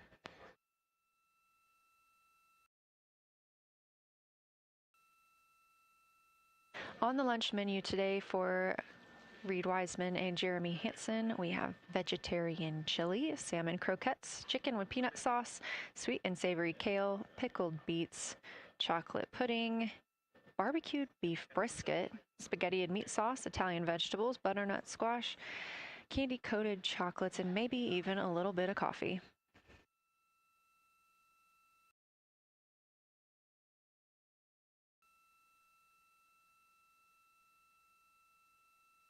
And if you look closely, you can see it looks like they are getting into some of their food for the midday meal.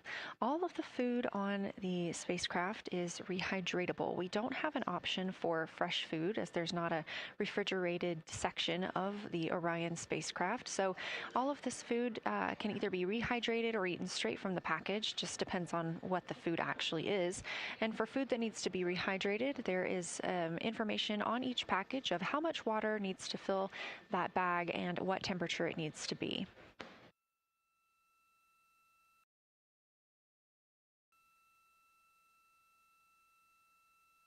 We are now 4 days, 23 hours, and 39 minutes, 40 minutes actually, into the flight of Artemis II, the spacecraft now under 4,500 miles from the moon.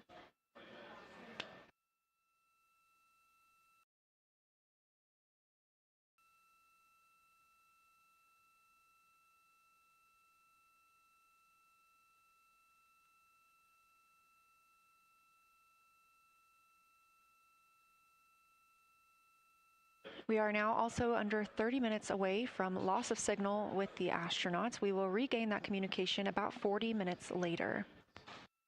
They will still be photographing the moon and documenting what they're seeing while they're behind the moon.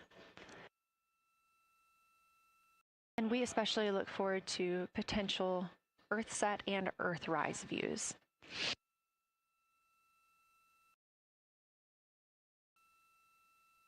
As you can see on the left side of your screen, we are streaming this solar array camera view throughout the flyby. And the science team also plans to capture an occasional still photo with the solar array intermittently, perhaps one every 8 to 10 minutes. Still photos represent the highest resolution imagery from those GoPro cameras.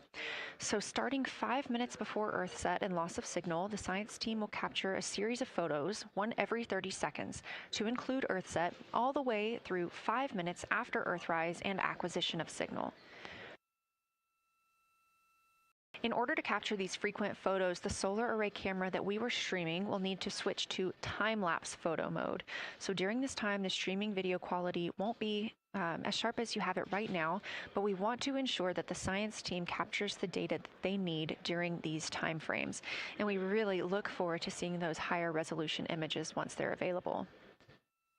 But with the view you are seeing right now, we are sharing bandwidth on the Orion spacecraft with every system that is keeping the spacecraft powered and the crew alive, especially the environmental control and life support system. As this is the first flight with crew, this is also the first flight of a life support system, keeping the crew healthy and safe on the way to the moon and the way home.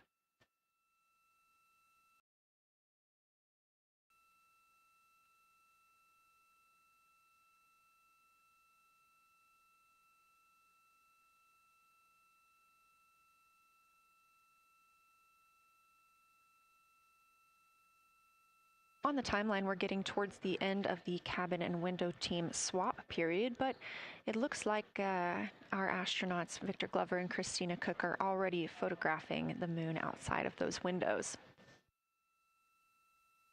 The next target is Ohm Crater, and this is something that they have photographed previously during the flyby. This is a small, complex crater with a prominent ray system, and as referenced earlier, it's the size of the Eye of the Sahara.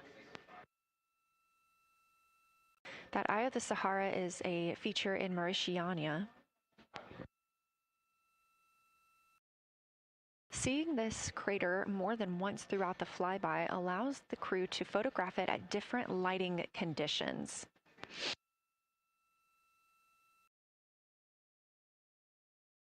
Those different lighting conditions help expose different portions of the target and can help the science team learn a little bit more about how it formed and what it is today.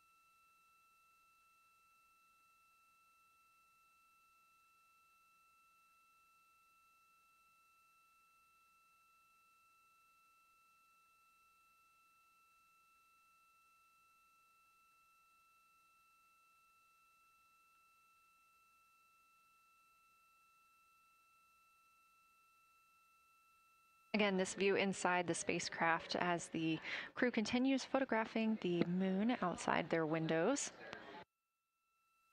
They have turned the lights off to allow them to better get photos of the moon, preventing any reflections from coming in from the spacecraft.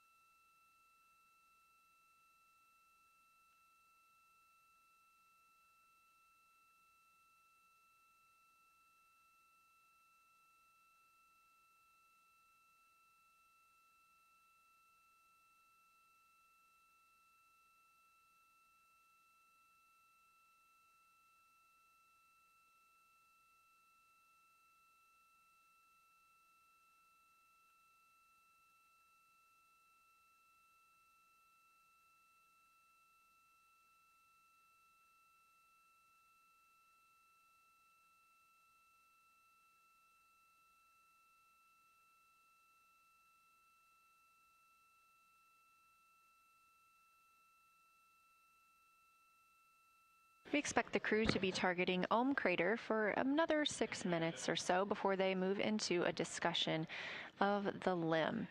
Now, the science team has asked for a science sit rep or situation report during that time, so we hope to hear calls from the crew on what they are observing.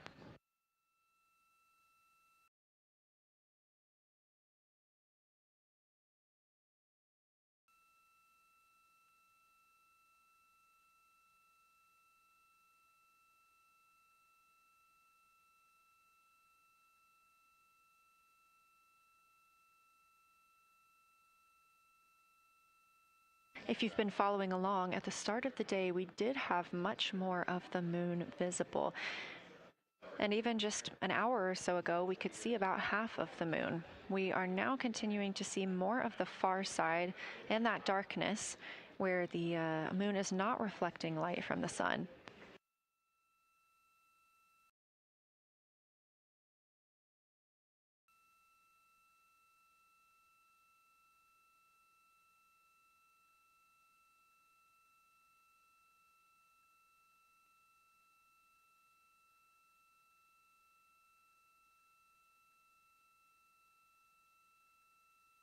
Earlier, we were also able to see some of those darker portions, that old lava flow that we often see on the near side of the moon and that we can all see from Earth. That has mostly gone away. We are now just seeing very little of Oriental. That's down to the bottom right of the moon. You can see just a small dark portion near the limb.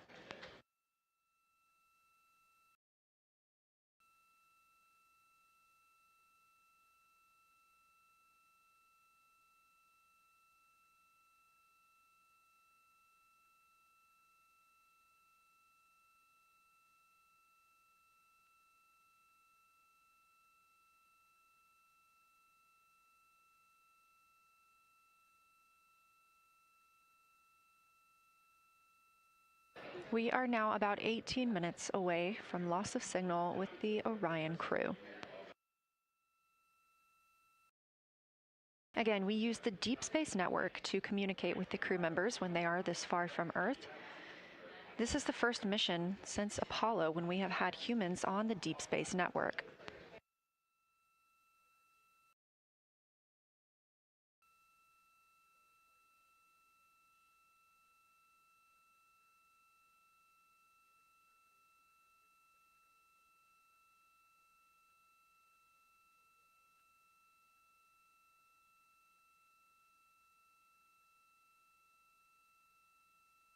As you recently heard Capcom Jenny Gibbons call to the crew, We expect their closest approach to the moon to be at MET, or mission elapsed time, of 5 days, 25 minutes, and 34 seconds.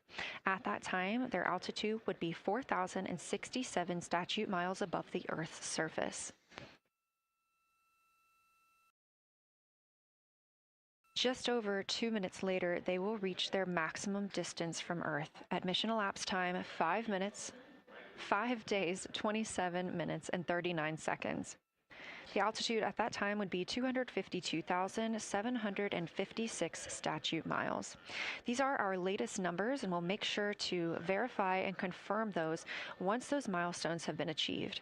Obviously, we will be without communication to the spacecraft at that time, so once we regain communication, we will make sure to find out those numbers and report those to you.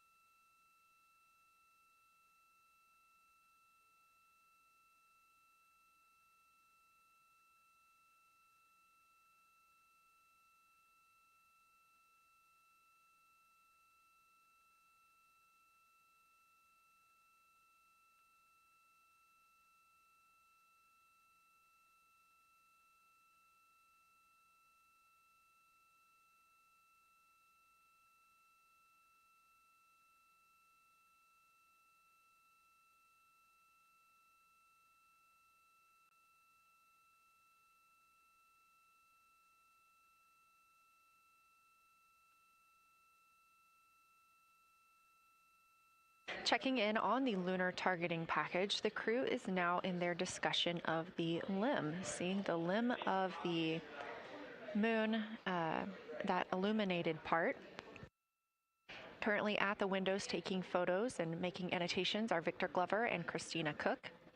We are expecting loss of signal in about 13 minutes. We will regain that signal with the crew about 40 minutes later.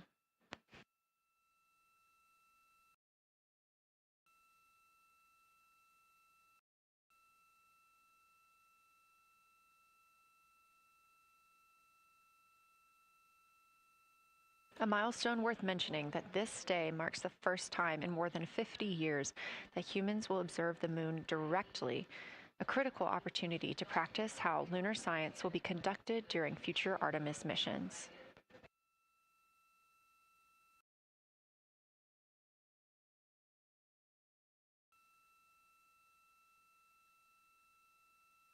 I've continued to reference the lunar targeting package throughout this broadcast, which is the primary tool guiding the crew observations, and that consists of two key components. The first of those is the Lunar Geography Review, which helped the astronauts study major lunar features in advance. That also helped them learn to orient themselves during the flyby. The Lunar Targeting Plan provides a detailed timeline of observation targets, background science context, and specific instructions for the picture the crew should take, and verbal descriptions of what will be helpful to the science team reviewing those pictures later. That's what we've been tracking real time and what the crew is using right now to keep up with their next milestones.